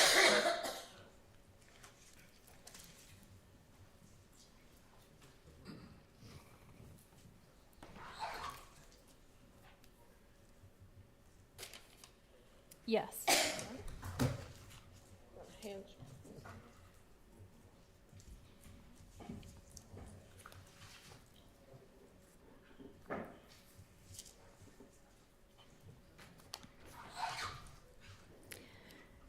GBI item number 5A.19, submitted from Atlanta Police Department, is State's Exhibit 294, Yankee Alpha 11. GBI item number 5A.20, submitted from Atlanta Police Department, is State's Exhibit number 294, Yankee Alpha 12.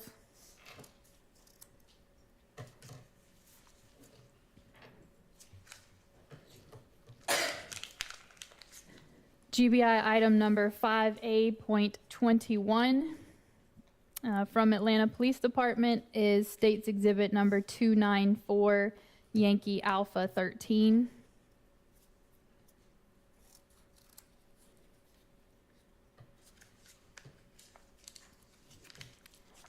GBI item number 5A.22 from Atlanta Police Department is State's Exhibit number 294, Yankee Alpha 14.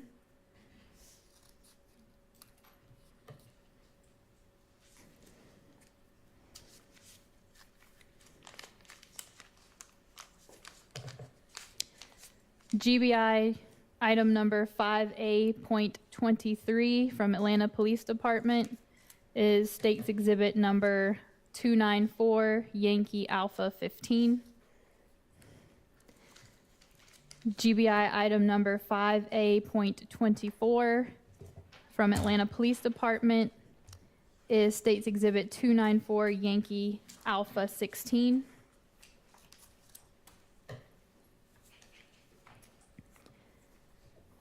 GBI item number 5A.25, submitted from Atlanta Police Department, is State's Exhibit number 294, Yankee Alpha 17.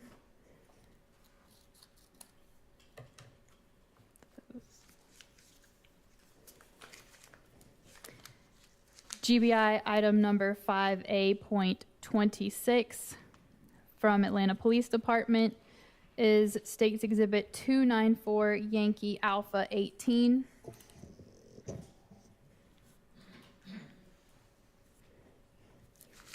And GBI item number 5A.27 from Atlanta Police Department is 294, Yankee Alpha 19.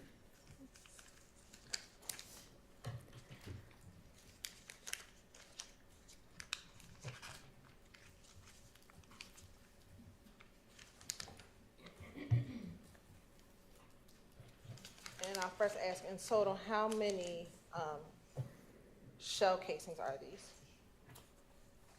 How many shell casings are these?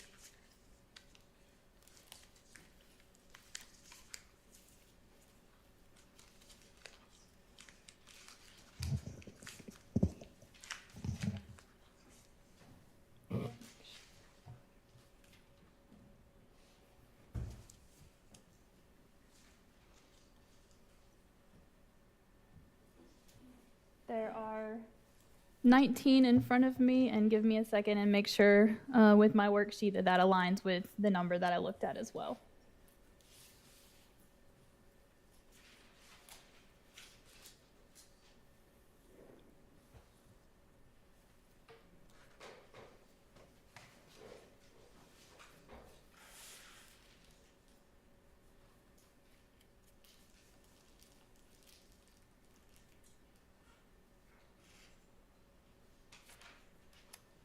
And I examined 19 cartridge cases. And, 19. and what were the results of testing those 19 items? I determined that these 7.62 caliber cartridge cases were fired from the same firearm. And was there a list of potential firearms that those could have been fired from? May I refer to Examiner Voss's report?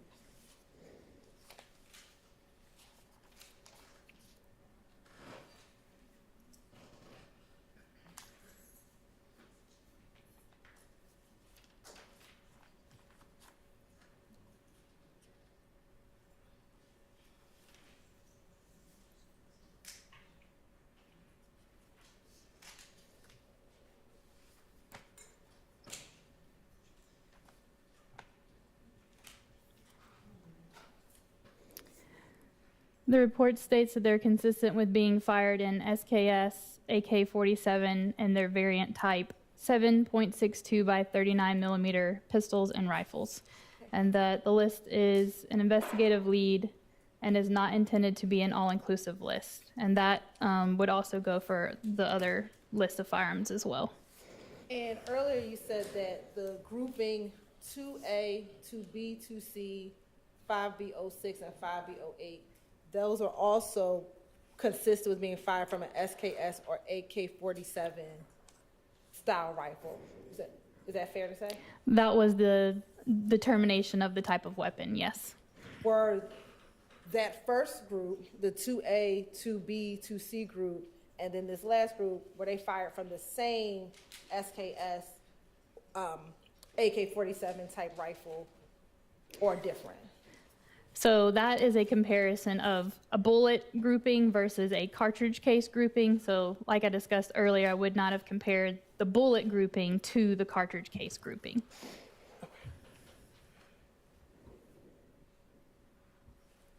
Now, did you have the occasion to test any firearms in this case?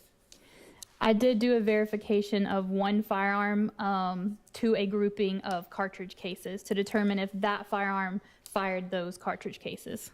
And did you have an identification number, a GBI identification number for the firearm that you tested?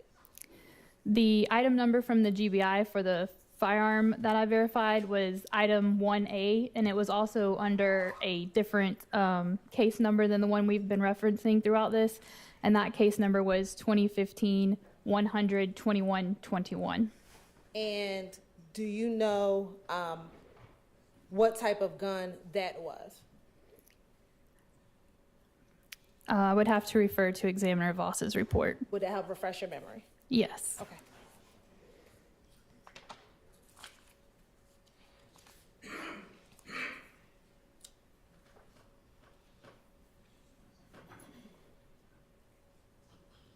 That was a Smith & Wesson 9mm pistol. Okay. And which grouping did you test that firearm against when you did your verification? I verified the firearm, which was GBI 1A, the Smith & Wesson, to the GBI grouping of 5A.10, 5A.13, 5A.15, and 5A.16. And what were the results of your verification? I determined that that firearm did not fire those cartridge cases. It was an elimination or an exclusion from that firearm. That firearm did not fire those cartridge cases.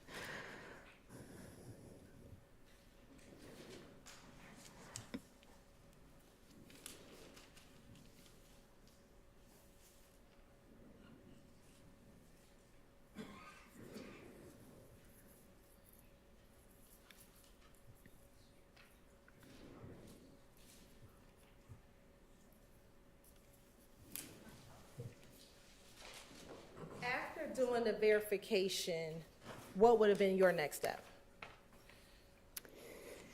If any? I know that I also was the peer reviewer on this case, so I would have served as the peer reviewer, which, like I said, it was the primary examination, then verification, then peer review, then the release of the official report. So the next step after I verified it would have been to look over the documentation of the case file. And did you do that in this case? Yes.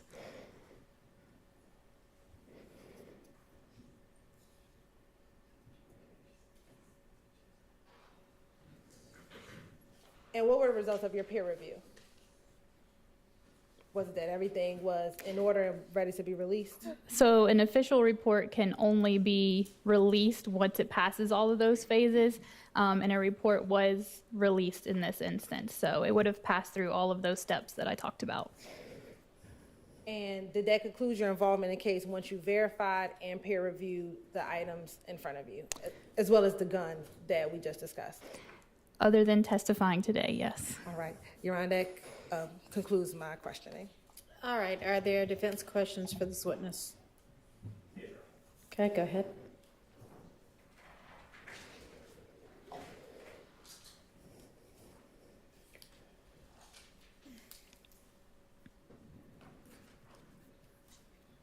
Ms. Kelly, good afternoon, ma'am. Good afternoon.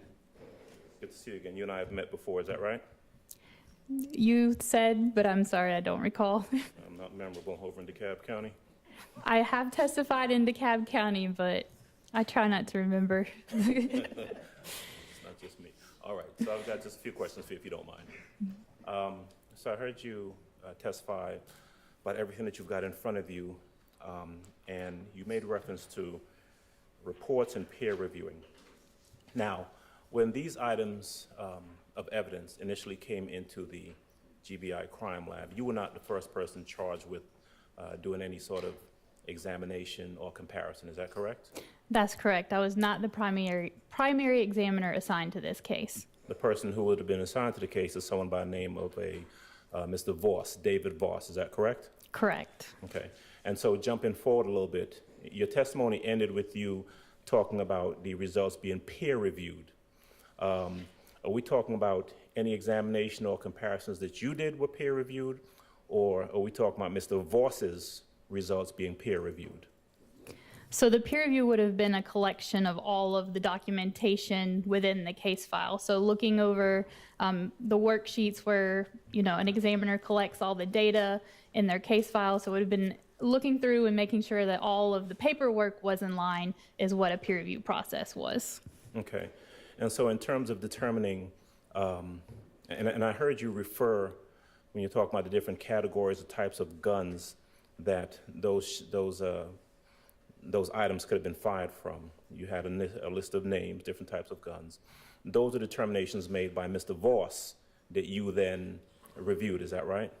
Yes, I do have noted in my verification record that I agreed with his determination of the type of weapon.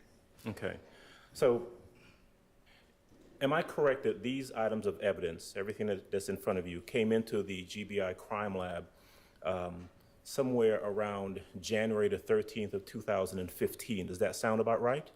May I refer to the report from Mr. Voss? Absolutely. Thank you.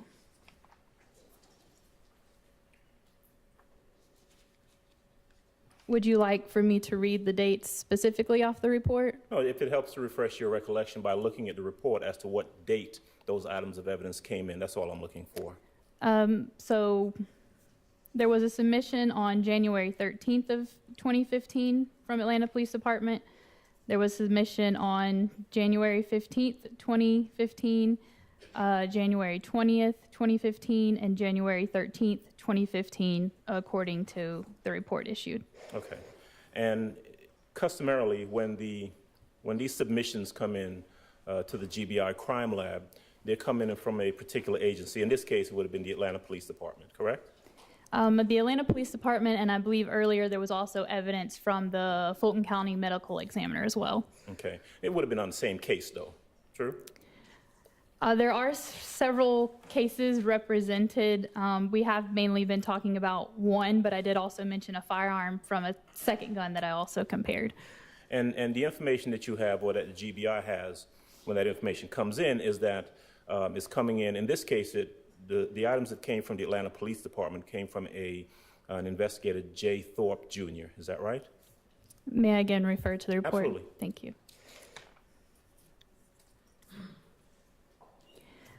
J. Thorpe Jr. is listed on the report by Mr. Voss as the requester. And as these items came in, it made reference to case individuals, and specifically it made reference to a victim, the victim's name being Donovan Thomas. Is that right? The name Donovan Thomas is listed as a victim on the GBI report issued by David Voss. And that information, the case individuals, information submitted by Investigator Thorpe, also has 2 subject names, correct? Yes, it does. One is Quintez Griffin, Correct. and the other one is Kenneth Copeland. Correct.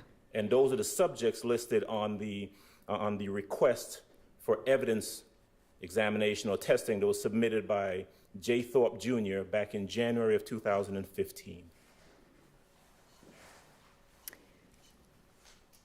I don't know when those names would have been applied, but it is true that the report does list those individuals and that J. Thorpe was the requester. All right. Ms. Kelly, that's all I've got for you. Thank you. Thank you. Mr. Sharp?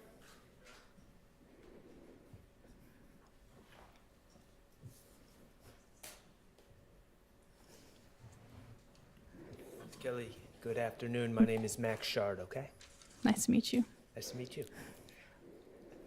As I understand it, you are an expert in firearms and the mechanics of firearms. Is that fair to say? More so the microscopic comparison of things, but I also am trained in, how they work and how that leads to the microscopic markings as well. Okay. And I believe that I want to make sure I'm clear on this. Can you just describe in layman's terms what happens when someone was say I pull the trigger of, we'll say, a handgun, like say a 40 caliber semi-automatic handgun? Okay, sure. Could you explain the mechanics that lead to the firing of a projectile? Yes. So in this instance, we have a 40 caliber handgun, a pistol. So one of the parts of a firearm can be a magazine, which is somewhere where you can load those 40 caliber pieces of ammunition, your cartridges, into that magazine. And then the magazine can be inserted typically into the butt of the firearm. And I'll use my hand here. So the magazine will be loaded into the bottom of the frame of the firearm. And then that magazine has cartridges in it, but in order for the cartridge to be pulled from the magazine and loaded into the chamber of the firearm, you need to retract the slide of the firearm and then let it go forward again. And as that slide goes forward again, that's what picks up the cartridge from the magazine and chambers it into the firearm. At that point, you can pull the trigger, and like I said earlier, the pulling of the trigger releases, we'll say, the firing pin. That firing pin makes contact with the primer, which here you can see there's an indentation in the silver part here that's indicating a firing pin impression, and that causes the gunpowder inside the cartridge case to be ignited. That's when the bullet starts traveling down the barrel of the firearm. The cartridge case may be ejected if it's a type of firearm that will eject your cartridge cases. And then if there's more for the next shot, if it's a semi-automatic pistol, you would need to pull the trigger again to do your second and third shots. So those subsequent shots, again, the slide would move rearward and pull the next cartridge with each shot from the magazine. Thank you, Ms. Kelly. Now, I want to go back to the gunpowder. Gunpowder is made of potassium nitrate, charcoal, and sulfur, correct? The best I recall, yes. Okay. Would you agree that the mechanics of the propulsion of the projectile, there's several phases once that firing pin hits the primer, correct? I'm sorry, could you restate that for me? First, it's ignited, correct? The the firing pin hits the primer and ignites. Yes, it hits the primer, and then there's actually something called a flash hole, if you can see in there. So the igniting of the primer sends that flame into this body of the cartridge case, and that's what then ignites the gunpowder within there.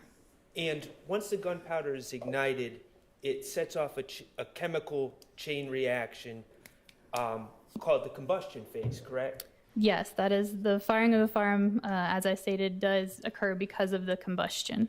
And that creates heat and pressure within the gun, correct? Yes, and within the cartridge case specifically, because that's the pressure that's causing that bullet to be pushed out of the mouth of the cartridge case. Okay, and what causes the bullet to be pushed out, have you ever heard the term release phase? Release phase? Yes. No, I don't think so. Well, let me ask you this. During the combustion phase, when we have these gases and heat and pressure, that pressure pushes the projectile forward, correct? Yes, it's a equal and opposite reaction that's occurring. The bullet is being pushed forward out the end of the barrel, and the cartridge case is being pushed rearward towards the back of the slide of the firearm. And this pressure and combustion is also released from the gun through soot and other particles that leave the gun, correct? Yes, so the gunpowder, you could see, a plume, or sometimes, the smoke or the fire that comes from that cycle happening. The gunpowder particles could also exit out of the end of the barrel as well. Okay, so the gunshot residue, we'll call it. Right. Is that fair to say, gunshot residue? Or Yes. soot? Okay. It releases through the ejection port of a handgun, correct? It could be released through that area as well. Okay, and the ejection port of the handgun is on the top side of the barrel of the handgun, correct? It can vary from firearm to firearm where that ejection port is located. So if I may just explain, the ejection port is typically towards the rear of the firearm, and the ejection port is where the cartridge case is being kicked from the slide of the firearm. And these gases and particles can be released through the ejection port, correct? They can be, since that is an opening in the firearm, it can be released from there, and also some can be released at the end of the barrel as well. From the same part of the gun where the projectile comes from, correct? I'm sorry, can you restate that? That was very inartful of me. The particles and gunshot residue can be released from the ejection port of the handgun, and also from the same part of the gun that the bullet leaves the gun from, correct? So out of the muzzle end of the barrel, yes, it could escape from there as well. Okay. And this combustion of these gases also creates a sound, a bang, correct? Yes, it can create a noise.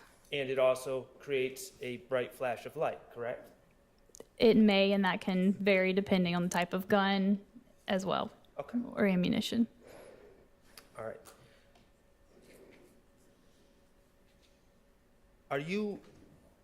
I don't want to go beyond what you're comfortable testifying to. Do you know approximately how many microscopic particles are released from the gun when a projectile is fired from a gun? No, I do not. Okay. And when we're talking about these microscopic particles, are these the same particles that are ultimately tested for when we talk about gunshot residue testing? So as a firearms examiner, in the sense of gunshot residue testing, such as on someone's hands after they've fired a gun, that would be more of a trace evidence type of examination. The only time that at the GBI I dealt with gunshot residue was looking at basically articles of clothing for someone who had been shot. Okay, and you can test articles of clothing for gunshot residue? Yes, you can. Okay. And other cloth objects? You could test other non-cloth objects or cloth objects as well. Okay, great. And what you're testing for is microscopic particles that contain three specific elements within the same molten particle, correct? No, as a firearms examiner, we don't look at those elements. That would be more of a trace scientist. Ours is based on visual and chemical testing to determine if things consistent with gunshot residue are present. Oh, I see. So when you were talking about testing for gunshot residue, you were just talking about trying to find it, not identifying it. Yep. Right. I would have done a physical examination to visually look for pieces of gunpowder residue, but not the elemental analysis would be a trace type of examination. So the questions about the gunshot residue identification would be better for a trace analyst. Yes. Is that what you're saying? Okay. Well, thank you for telling me how a gun works. All right, does any other defense attorney have questions for this witness? No. All right, is there any redirect?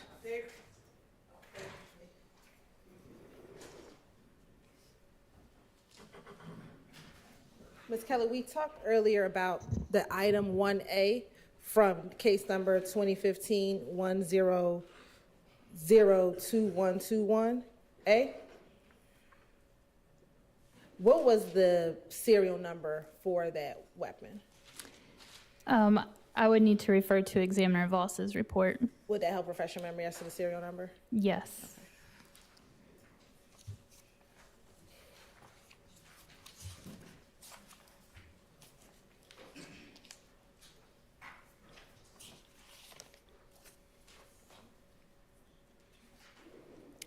The report from Examiner Voss lists GBI exhibit number 1A for case number 2015-100-2121 as a Smith & Wesson 9mm pistol with serial number Hotel Foxtrot 3719. So that's HFF 3719.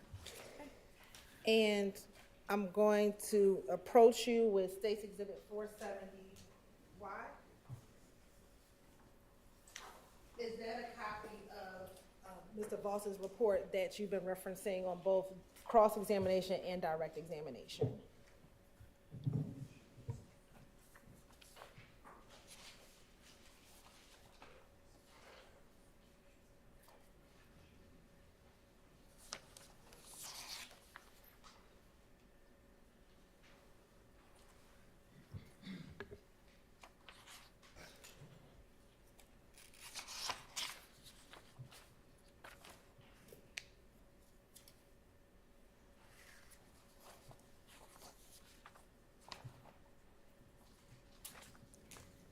Yes, this report, State Exhibit 470Y, does bear the GBI case number. We've been discussing 2015-100-1545. And would that be the same report that you peer reviewed, the same items that you peer reviewed and verified prior to that report being released? Yes. Your Honor, at this time, the state would like to send the State Exhibit 470Y into evidence. No, Nicole, go ahead.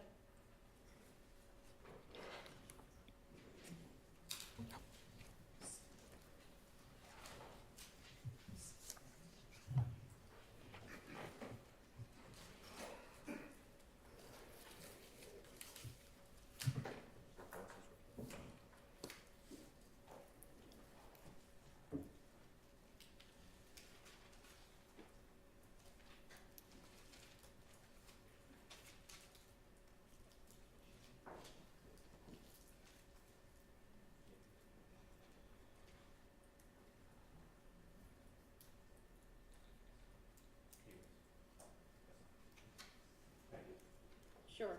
All right. So that's admitted without objection. And then my last question, Ms. Kelly, do you know the effect, if any, Turn that mic back on. I think they turned it off when they were conferring. do you know the effect, if any, does firing a firearm have any effect on fingerprints that may or may not be on a projectile? I'm not the a fire fingerprint examiner would be best to answer that question, unfortunately. Thank you so much. I have no further. Any recross?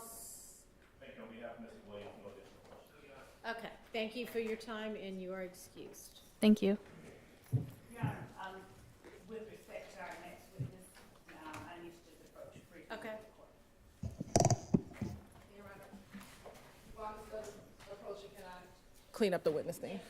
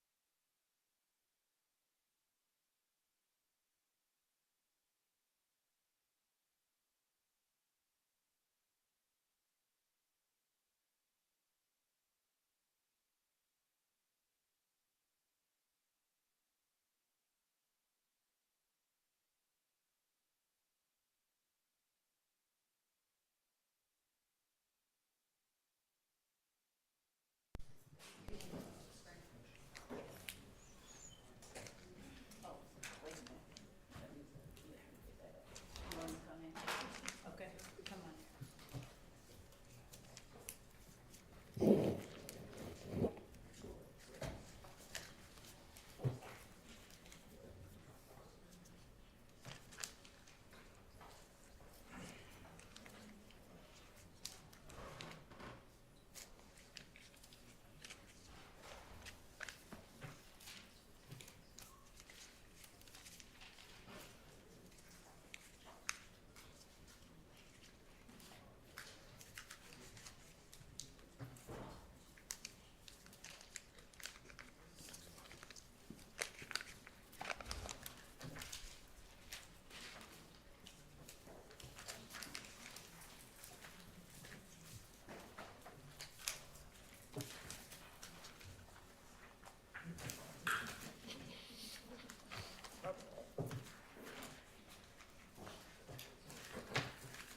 Go ahead, Ms. Warren.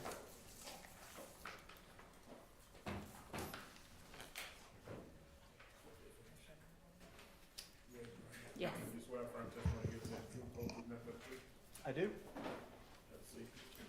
State's judge, first and last name. First name Michael, Michael. Last name Sprinkle, Sprinkel. Good afternoon, Mr. Sprinkle. How are you? I'm doing very well. How are you? I'm well, thank you.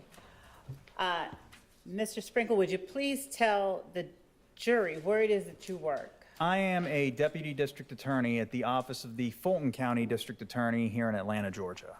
And what are your responsibilities as a deputy district attorney here at the Fulton County DA's office? I am over the unindicted homicide unit. And what this means is that I receive case files from the various police agencies here in Atlanta, and I review these case files, and I prepare the cases for indictment, which basically means I prepare the charging instrument, that being the indictment, and I also make recommendations as to other investigative steps that we might take prior to presenting the case to the grand jury. All right. Now, when you said all of the investigative agencies here in Atlanta, is that all of Fulton County that you look at cases for? Yes, more broadly, Fulton County, not just Atlanta. All right. Now, prior to working, first of all, how long have you worked as a deputy district attorney over the unindicted homicide unit? Specifically as a deputy, I was promoted to deputy in late 2021. I've worked in essentially the same capacity since October of 2013, meaning that since I've been in the role wherein I receive case files from the various police agencies in Fulton County and then review them. Okay. Do you know how many of those case files approximately that you have received since you've been in that role as a unindicted homicide unit and writer? Do you know how many case files you've reviewed since you've been at the DA's office? Well, over 10 years. I've been doing this over 100, it's going to be over 1,000 case files. All right. Were all of those homicide case files? Well, no, they're not all homicide case files. Now, what other kind of case files then would you have been reviewing? In my current role? Yes. Well, every now and then I'll be I'll be assigned some sort of special case or investigation. Off the top of my head, do you want me to get into specifics? No, I just want you to tell the jury generally what other types. I think at one point in the past I was specially assigned to a case involving the illegal dumping of tires in abandoned lots across Fulton County. There was a terroristic threats case that I dealt with at one point, just cases like that. All right. Now, when you get a file from a law enforcement agency in Fulton County, is the file always complete to the point that you're satisfied with presenting it to a grand jury? No, not always. Oftentimes, maybe not more often than not, but so maybe sometimes is a better word. On reviewing the case files, I find that there are deficiencies in the investigation. All right. So before we go on to those, any deficiencies or anything like that you might find, would you tell the jury, you started out saying that you have been a deputy DA since late 21, and you've been reviewing homicides since 2013. How long have you been at the district attorney's office total? Since June of 2011. And what roles have you held there since that time? So my first role, my first day of the DA's office was June 21st, 2011. And within 2 days of that, I was placed in what was called at the time the complaint room. Mm-hmm. And I worked an overnight shift. Oh, no, it was like a late afternoon shift. It was like 3 p.m. to 11 p.m., I believe were my hours. And I would essentially just sit there and wait for cases to come in from the various police departments in Atlanta, any kind of felony case at all. They would fax us the police reports, et cetera, and I would read over them. I would draft a summary of the case that would be notarized somehow right there in the complaint room, and this would be provided to a judge at first appearance. And essentially what I did is I would in real time receive the case files, the incident reports essentially from the police officers as they were making the cases. Okay. And then I would prepare some preliminary documents to be for first appearance in the morning and then indictment thereafter. I did that for about 3 months, I believe. Where did you work after that? 2 months, actually. I then was sent to the non-complex trial division. What does that mean? Non-complex at that time, and it may be this way at this time too, I don't know, but at that time it was a division within the Fulton County Superior Court that handled or concerned certain felony offenses that were considered lower level in severity than others, such as simple possession of coke. Your Honor, his background is what I'm establishing, and I'm asking him to just give a brief summary. All right, well, it's not particularly brief in the summary, so let's get a little bit more brief. Let's go a little bit more brief. What did you do as an attorney in the non-complex trial division? I basically just handled the prosecution of lesser felonies like possession of drug and minor theft. After how long did you stay in the non-complex trial division? I believe 6 months. Okay. Where did you go after that? The trial division. And what did you do briefly in the trial division? I handled cases, the prosecution of cases such as aggravated assaults, armed robberies, drug trafficking, that sort of thing. Okay. And how long did you stay in the trial division? A little less than 2 years. After that, is that when you were sort of went into a different role? Yes, that was in October of 2013 when I was assigned to the major case division in the unindicted homicide role, which is essentially the role that I'm in right now. Okay. Did you supervise people in October 2013? No, not at that time. Did you have any other persons working with you, like investigators? I did. I had an investigator named David White. All right. When you received a case, you were talking earlier, and actually, let me just back up quickly. Your educational background, just Well, majored in. I major in public policy at the Georgia Institute of Technology, and I got my law degree from Georgia State University. All right. Now, have you always only worked as a prosecutor, as a lawyer? Briefly telling the jury whether or not you have. Your Honor, I'm actually going to object to that as irrelevant. It's irrelevant. Overruled. Since I've been a licensed attorney, no, I worked for King & Spalding briefly as a document review attorney. Have you ever worked for an attorney that did criminal defense work? I did, Alan Begner. How long did you do that?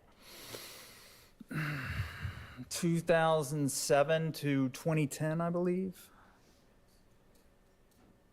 Now, coming back to what you currently do, when you say that you receive cases from law enforcement agencies and you review them for deficiencies at times, please explain to the jury what it is that you mean when you say deficiencies. Well, I looked through the case file and I just looking at not just from a legal perspective, but a common sense perspective, in my judgment, I believe that perhaps there can be more to prove a case at a forthcoming trial, or there should be things that we should do and investigative tasks that we should take before we present the case to a grand jury and then proceed to trial. Does every homicide case that you receive, every unindicted homicide case that you receive, include a suspect that has already been identified or warrants have already been taken out for a suspect? Oh. Rephrase. With every homicide case that you receive, have warrants already been taken out for a suspect? Not every case, usually.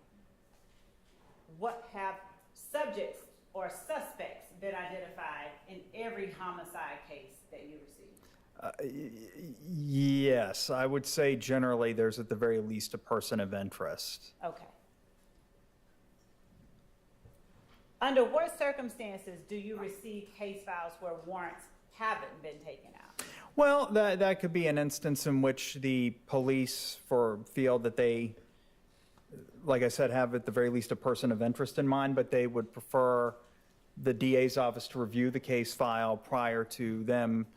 Generally the procedure is the police go to a magistrate and they swear, they provide some testimony to a judge, and then the judge, on hearing that testimony, decides whether a warrant should issue or not. If a warrant issues, then the person that the officer seeks to charge with the crime is presumably arrested on that warrant thereafter.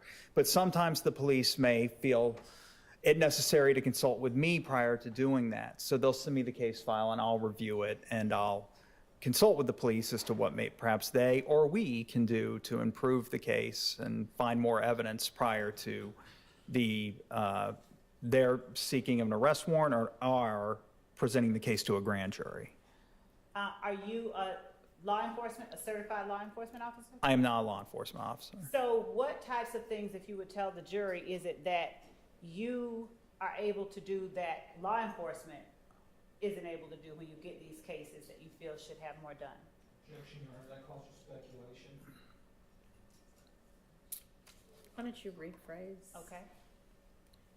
Would you tell the jury some of the steps that you take to obtain more evidence in the cases you receive when you believe that more evidence could be obtained?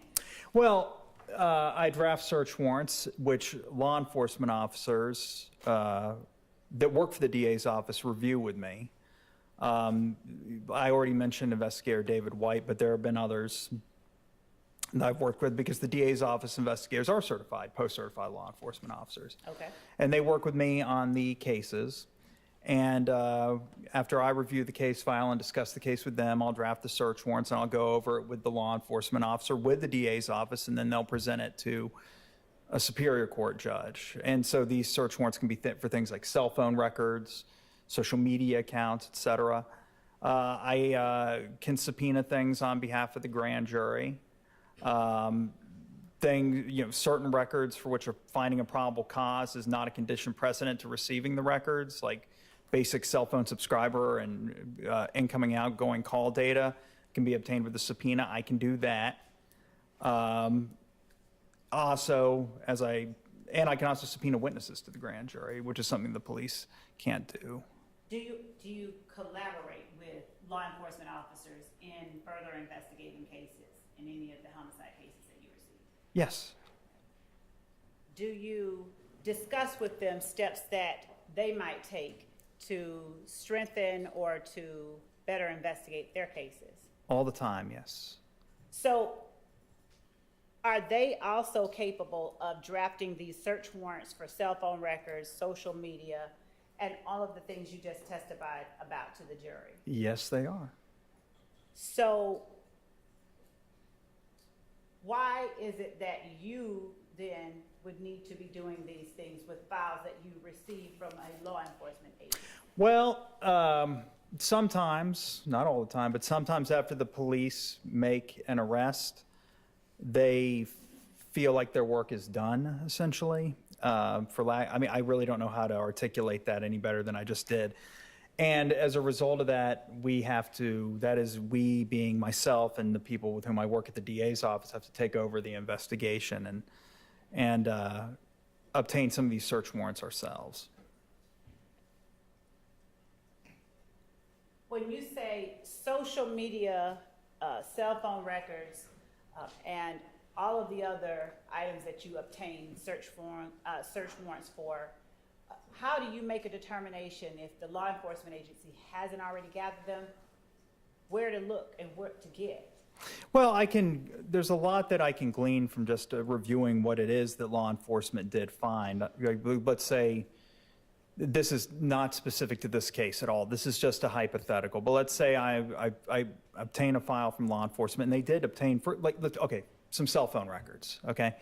What I'll do is I'll just load the records into a spreadsheet, and I'll go through the calls line by line, and I'll see a specific call at a certain time, and I'll think, based on some of the information that's contained within the record surrounding that call, or regarding that call, rather, that being the date, time of the call, the tower that was utilized by the handset that was placing the call, and the person that was... Slow down a little bit. Right. I'll be curious, let's say, regarding the other person that was a party to that call, and I'll think, you know what, this call was placed by this person like 1 minute after the homicide. I don't know who this person is. I need to find out who that person is. That would be something that I would follow up on. Maybe send a subpoena, or depending on some other things that I may have seen in the records, may even rise to the level of probable cause. So I draft a search warrant to get the tower logs related to that other number, something like that. Okay. Would you tell the jury whether or not you have any experience collecting or listening to jail recordings? Yes, vast experience. Yes, sir. Pull that microphone down closer to you. I think he's talking about me. Oh, you're talking about, okay, Miss Love, okay. Would you tell the jury, just for Mr. Harvey, would you tell the jury what experience you have with jail recordings? Jail recordings are recordings of phone calls placed by inmates at the Fulton County Jail. All calls except for calls made from like contraband cell phones or any other non-regulated phone in the Fulton County Jail are that are placed by inmates, are placed from phones that essentially automatically record the phone calls, and the recordings are automatically stored on a server somewhere. Up until very recently, like May of 2024 to be exact, these phones that were in the Fulton County Jail that the inmates would utilize to make these calls were owned and maintained by a company called Securus, Securus. It's now a new company, the name of which I can't recall. But I have access to these jail calls. When it was on Securus, when they're the company that maintained the recordings and the infrastructure that allowed for the recordings, it was there was a website that I would log into. Commandcenter.securustech.net was the Uniform Resource Locator, or URL. I had a login and password, and on logging in, I would be able to search for the jail calls using various search terms, using the search form that was provided to me, and then I could listen to any call that was placed by an inmate from a phone mounted to the wall or through a tablet, and they were all voice over IP calls that were placed. How would you decide, out of all of the calls that existed at the Fulton County Jail or from the Fulton County Jail, in any particular case, where to start looking for calls of interest? Well, that is... there's a lot that goes into that. Okay. So on a typical murder case, I would start with every inmate. Let me back up a little bit. Every inmate is assigned an account number that they have to enter before they place a call from the Fulton County Jail phone.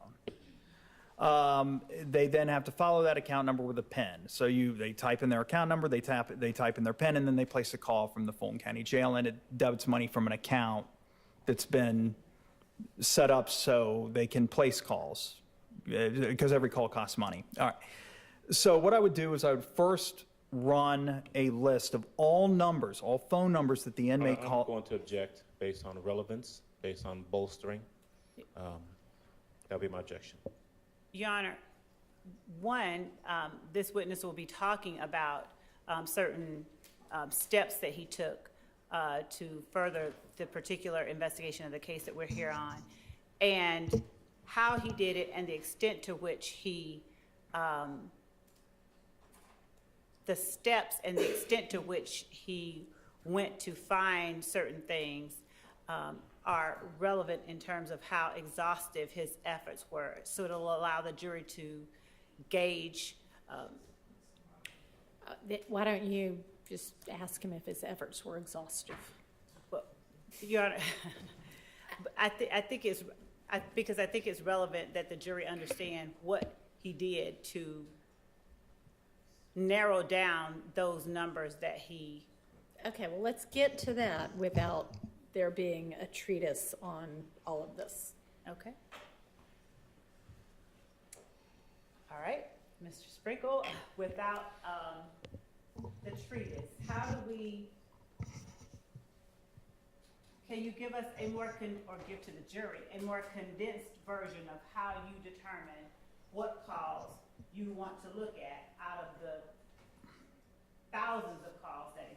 Sure. I basically just compile a list of phone numbers that the inmate called, and then I run each phone number individually, and I look at the date and time that the inmate called the numbers, and based on when that call was placed in temporal proximity to something that I deem significant, I listen to that call, and on listening to it, I determine whether or not it was relevant.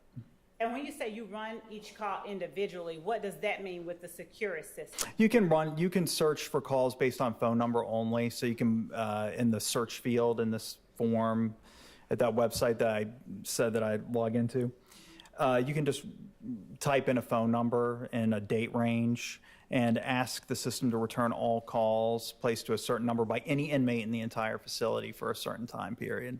Are inmate names always associated with the PIN number, or inmate calls rather, please forgive me. Is a call by an inmate always associated with the PIN number that inmate has been assigned? No, not at all. It's very common for inmates to utilize each other's accounts, rather, to place calls. What about when a person is first booked into the jail? Is there an account or a PIN number associated with that person? No, those calls placed in the booking area, they are not required, nor do they have an account and PIN number to even utilize to make the call. So those calls, they don't need to enter any account information. So the only way you can find calls from the booking area or the lobby area, but for you, you're relevant to your question, the booking area, when the inmates first get there, is to search by the phone number specifically. Okay.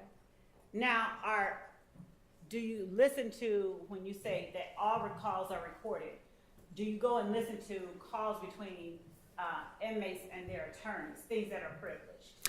No, and ideally, the attorney will have registered their number with the system such that the calls aren't recorded at all, but if I ever see... It's not relevant and it's bolstered. Overruled. Please go ahead. Yeah, and if I do see calls from attorneys, then I just don't listen to them, and I just disregard those. Okay. You mentioned contraband cell phones. Would you explain when you said that except for contraband cell phones, you try to listen to the calls that are made from the jail? Well, I can't listen to phone calls made from cell phones that have been smuggled into the jail and the inmates are using unlawfully, because those calls are obviously not recorded. Yeah, I mean, they're cell phone calls. Unless there's a wiretap on the phone, I wouldn't be able to listen to those.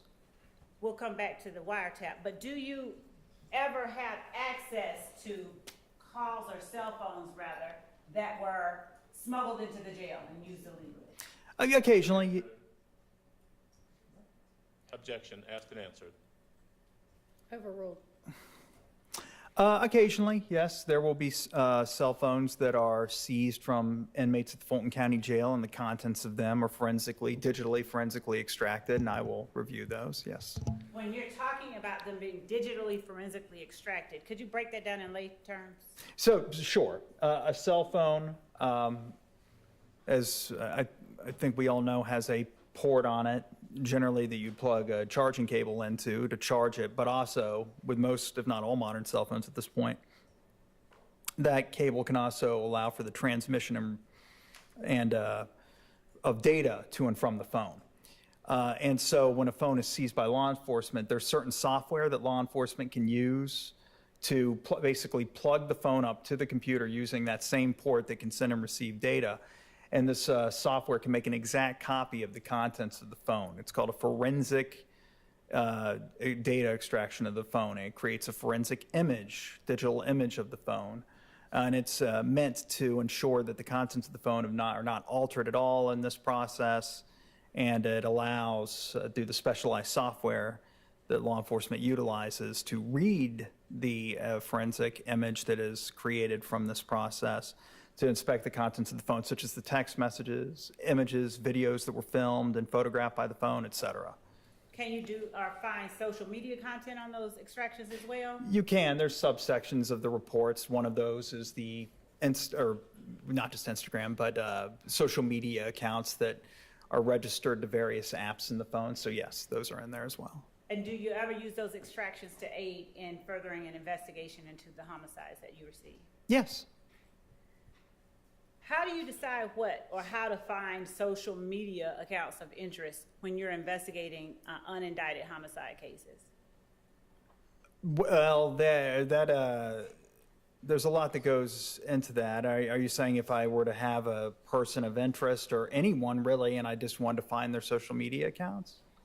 Yes. How do you go about determining what social media platforms and to whom or how a person identifies themselves on social media platforms that you find of evidentiary value? Well, that can be difficult or easy depending on the person. I suppose I would start by just searching for their name on a social media platform. If they have a very uncommon name, then it can be very easy to find them. But if they have a very common name, they can be a little bit more difficult. You use things like phone numbers or Do you think use things like phone numbers to narrow that down? Yeah, so there was a time where if you had someone's cell phone number and you ran it through Facebook in the search field, it would actually just return their Facebook profile. That is Facebook doesn't do that anymore. So that, you're right, that was one method. Most social media platforms today, I'm not aware of any that allow you to find, except for Cash App, which I wouldn't really consider a social media platform.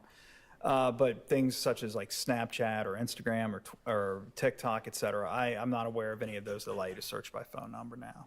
Do you conduct interviews with your investigators to further any investigation of the homicide cases you receive? Yes, and by that, I mean, my investigator and I will just go visit people at their homes or their places of business, and we'll interview them and ask them questions that we may have about the case. And when you do that, do you write up a report, or do you in any way include or somehow memorialize that interview? So there's a couple of things I do. I'll audio record the interviews, and I will generally write a report summarizing the contents of the interview as well. Do you end up indicting every suspect that has been arrested or for whom? Objection as to relevance. Overruled. Do you end up indicting or presenting to the grand jury every suspect that has been identified or arrested in the homicide cases that you receive? No. And why is that? Well, there are times then when on reviewing the case file and The bolstering. Y'all want to approach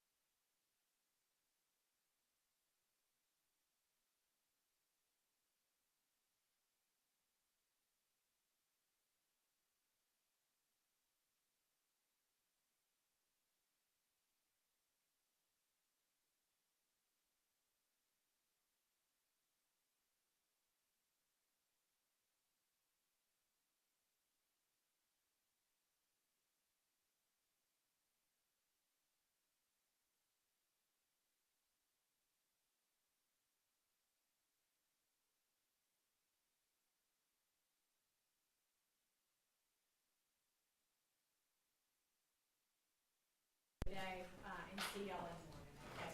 Okay. Same instructions that y'all have been under for the entire time remain in effect. 9 o'clock, Your Honor? See them at 9. See y'all earlier, but we're not quite ready.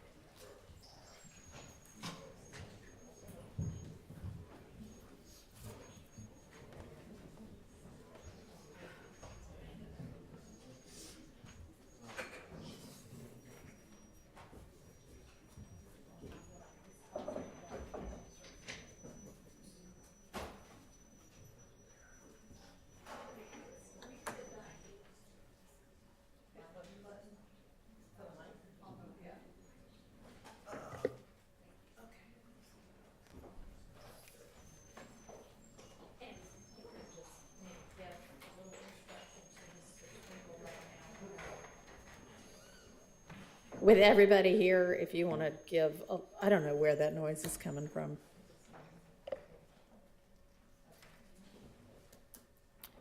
A little instruction to Mr. Sprinkle is to. Okay, Trying to- yes, Your Honor, I will try to tailor the questions that I ask so that the responses are as focused as we can be, while at the same time allowing the jury to understand and gauge how it is that Deputy DA Sprinkle goes about making decisions in his cases in general, and specifically how and why he did what he did in this case, and how it is consistent with the way that he conducts himself. Okay, and I mean, essentially, you're a lawyer, so it's easy enough to just tell you this. What we want to avoid is improper bolstering. All right, so just keep that in mind as you're testifying. And obviously, answer the questions that any attorney asks you, but. And beyond that, with respect to what was discussed at the bench, Your Honor, I'd like the opportunity to. Sure, so we're going to excuse you for the day, Mr. Sprinkle, and 9 o'clock for you. And of course, if we end up with a different witness, then it won't be 9 o'clock for you, but be prepared to be over here ready to testify at 9. Your Honor, Yes, Your Honor. Before Mr. Sprinkle leaves, I would just ask that you order that no lawyers discuss these yes. matters with Mr. Sprinkle now that he's sworn in as a witness. Okay, well, I hope everybody knows that that's not appropriate anyway when somebody's in the middle of testifying. So if you need to talk to him about another case, fine, but nobody be talking to Mr. Sprinkle about his ongoing testimony while he's still on the stand. Your Honor, I believe that the prohibition that Mr. Shard is referring to is akin to the rule of sequestration, and talking to him about what he has already talked about. I would ask that the court allow me to continue to speak with Deputy DA Sprinkle. He is our witness, and he's not, nobody else has, I mean, I know not to talk to him about other people's testimony, but talking to him about things that I'm going to be showing or saying or whatever to him, I don't know that there's any legal prohibition against that, and constraining us from interacting with our witness. He hasn't even been subjected to cross, so we're not trying to tell him what to say, but at this point, there's no difference in terms of his, anything that could be done improperly than there was before he was sworn. So I would ask that the court allow us, and if anyone else wants to talk to him, allow them to talk to him as well. There's nothing that can be, the rule of sequestration isn't going to be, is it violated? So there's not a prohibition against us talking to our witness or any other as I mean, honestly, I think the rule is actually something like, overnight it's okay, something at lunchtime isn't. But essentially you shouldn't be, and he's a lawyer again, but you shouldn't be in the middle of testimony trying to coach him about anything, which and you won't be doing. Right, but speaking to him about, or asking him about, or showing him evidence that we're going to be doing, or we have, like I said, there's nothing to coach him about. I've just started on the examination, and I don't have any opposition to anybody. speaking to him. I don't know if they've done it or not, but there's nothing improper that could be even done at this point with this witness, just because he has started his testimony. And I would ask that the court allow us to continue to work with and talk with our witness. And I would object to that. He's on the witness stand, he's sworn.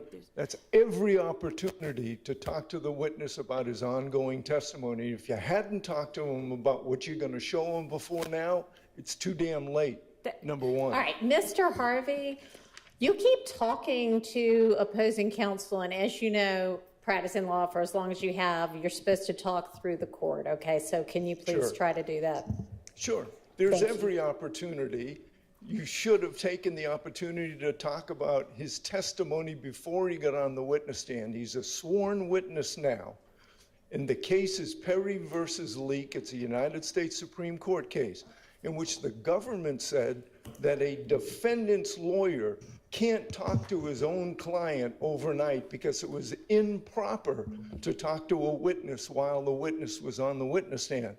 And the U.S. Supreme Court said, yeah, that's the rule, except for the Sixth Amendment allows a defense lawyer to talk to his own client overnight. So I object to the state, or anybody for the state, talking to this witness or any witness while they are on the witness stand and testifying. All right, so I don't think that the case actually limited it just to defense attorneys and defense counsel. That was the reasoning in that case. But, you know, Ms. Love, I mean, be aware that if you talk to him about something overnight, they're gonna get up on cross and ask exactly what y'all talked about. That's fine, and I understand that. And Your Honor, that's fine. And if there's additional case law on any of this, I know that in the morning we're going to be bringing up, we're going to be briefing the court on some other things. Okay. I'll bring it to the courts. All right.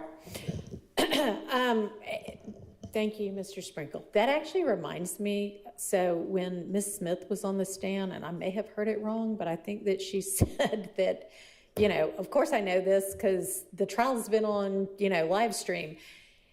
Can everybody please tell or remind anybody that you think might be a witness in this trial to not be watching the live stream before they have testified, to not talk to any witness who has already testified about their testimony, and to not, once they themselves have testified, talk to any other potential witness about what they testified to. Y'all all know that, but not every lay person knows that. So just remind all of your potential witnesses not to be doing that. Your Honor, I just want to point out that we beg, we admonish, all of that. And I've heard people say, you know, it's everywhere. What am I supposed to? I'm like, turn it off. Correct. But, you know. Yeah, no, I know. I'm just saying, to the extent y'all can try to control that, please do. All right. What else do we need to handle tonight? Or can? I can leave. Oh, yes, you can. I'm sorry. Yeah, you're out of here. Thank you for the day. And so, Judge, there was one other, well, I don't think there's anything I can do about it, though. Now, I'm just going to have to check on the status of our witness who's currently at Grady. But, I mean, I think that I'm not going to speak for the doctor, but there may be a point at which we present something else to the court regarding finding out with more certainty about his Y'all are condition. welcome to do that at any time. Okay, thank you. Thank you.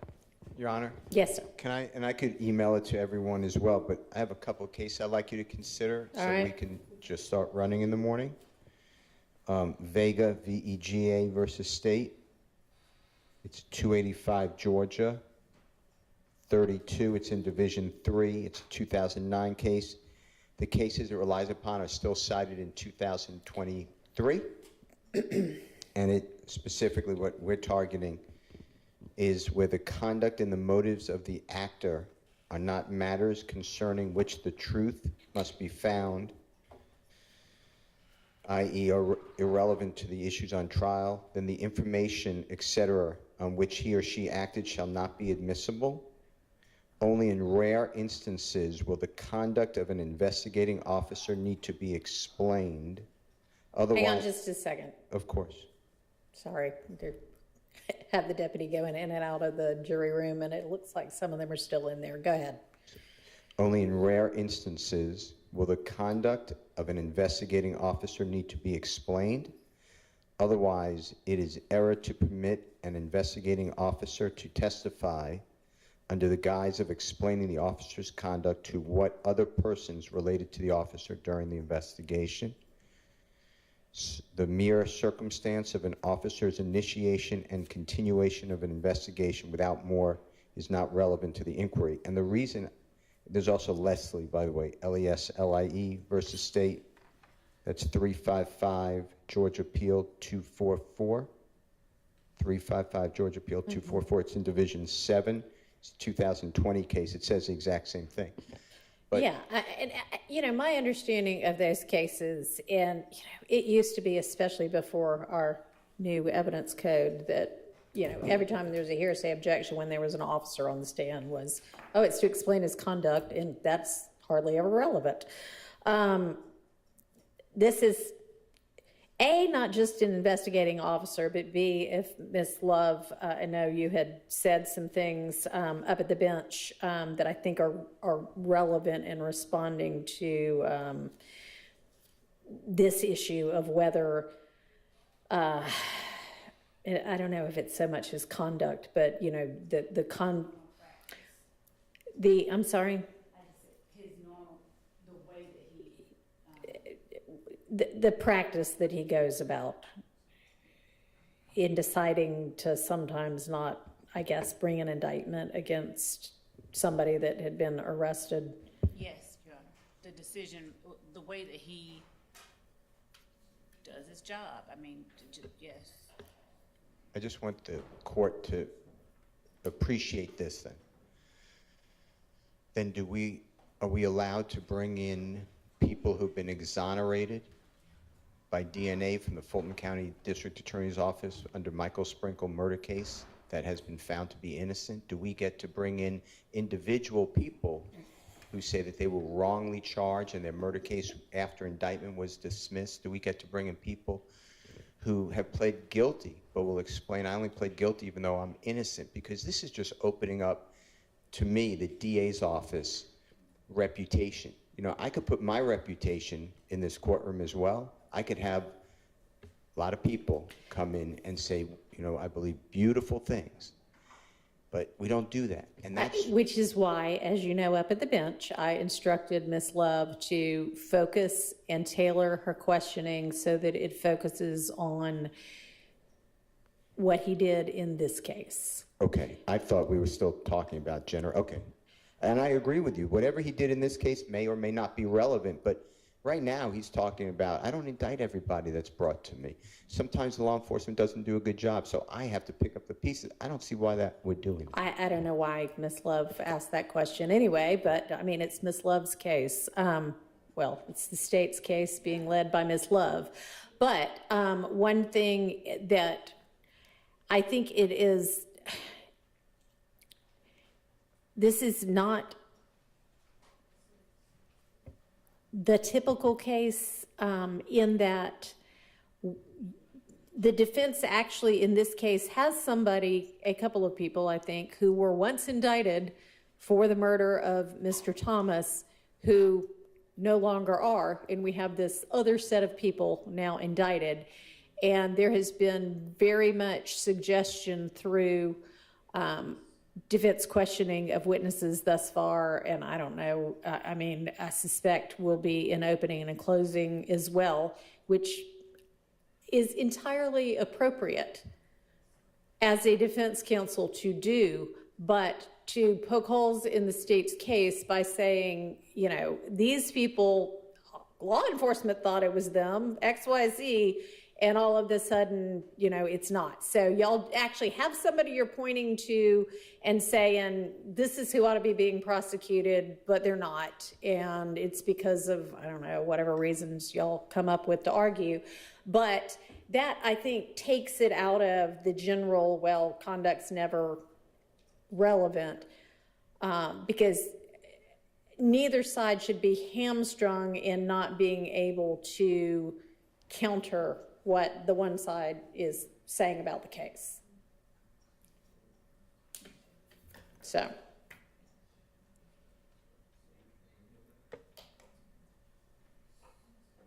Anything else?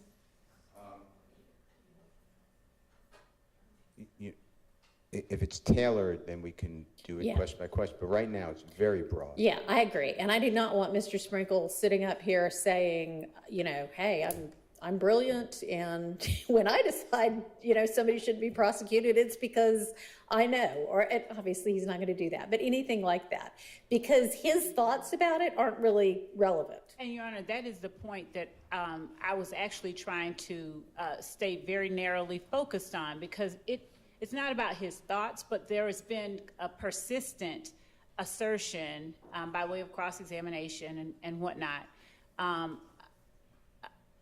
regarding it.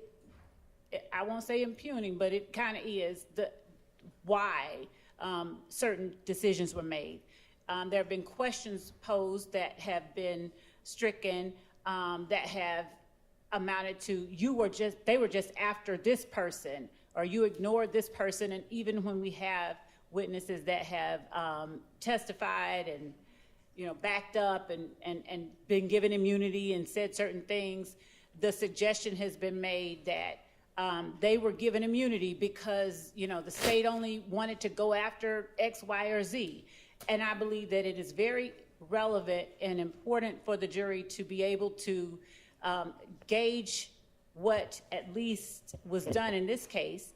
And it's not just the decision of the DA's office. This is a person who actually took steps that were of an investigative nature. It is important that they are able to gauge what has happened here in the context of, and I said it at the bench, what he does with each case. This is not no different. And we did say that we were going to tailor it, and we're going to do exactly as the court allowed, go narrower, and then talk specifically after that, after narrowing it down, you know, generally, is this what you do in each of your cases? So I believe that the court is actually absolutely correct. It would be hamstringing the state's ability to put what this person has done in the context of what they do each time, and then have the defense say, you know, well, he just went this extra mile because he was trying to find information. He went looking for these jail calls. He did all this work because he wanted to find something on this person, versus this is just how he treats an unindicted case. And I would like to, of course, present more case law on bolstering, as the court said that we could in the morning, to argue the point. Your Honor, can I just invite the court to observe that, to the extent that the court has been listening to the cross-examination and how we've been not presenting our case, it's not our case. Right. Our defense is that any challenges to the credibility of the investigation or the investigators has always been in the context of this case. Right? It's been challenging what was done in this case, or what was not done in this case. And so we've been narrowly focused on defending the allegations and the investigation of what we thought were improper investigations, or targeting wrong people, or targeting certain people. So I think that's relevant. And what Mr. Sprinkle did in investigating this case, assisting the police in this case, sure, that may, like Mr. Steele said, may or may not be relevant. Right?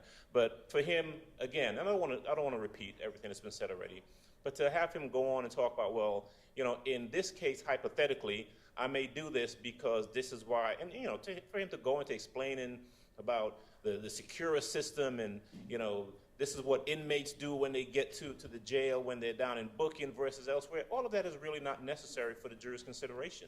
It's just not relevant. And for him to talk about other cases really would be improper bolstering. He's bolstering himself. He's bolstering either the work of the DA's office or investigators, and that's just not proper, unless he's talking about what was done in this case. All right, yes, thank you. I will keep all of that in mind. All right, I will see y'all at, do we even think 8:45 is going to give us enough time? Let's meet at 8:30 in the morning, because I just can't get enough of all of y'all. All right, see y'all at 8:30. Y'all have a good evening.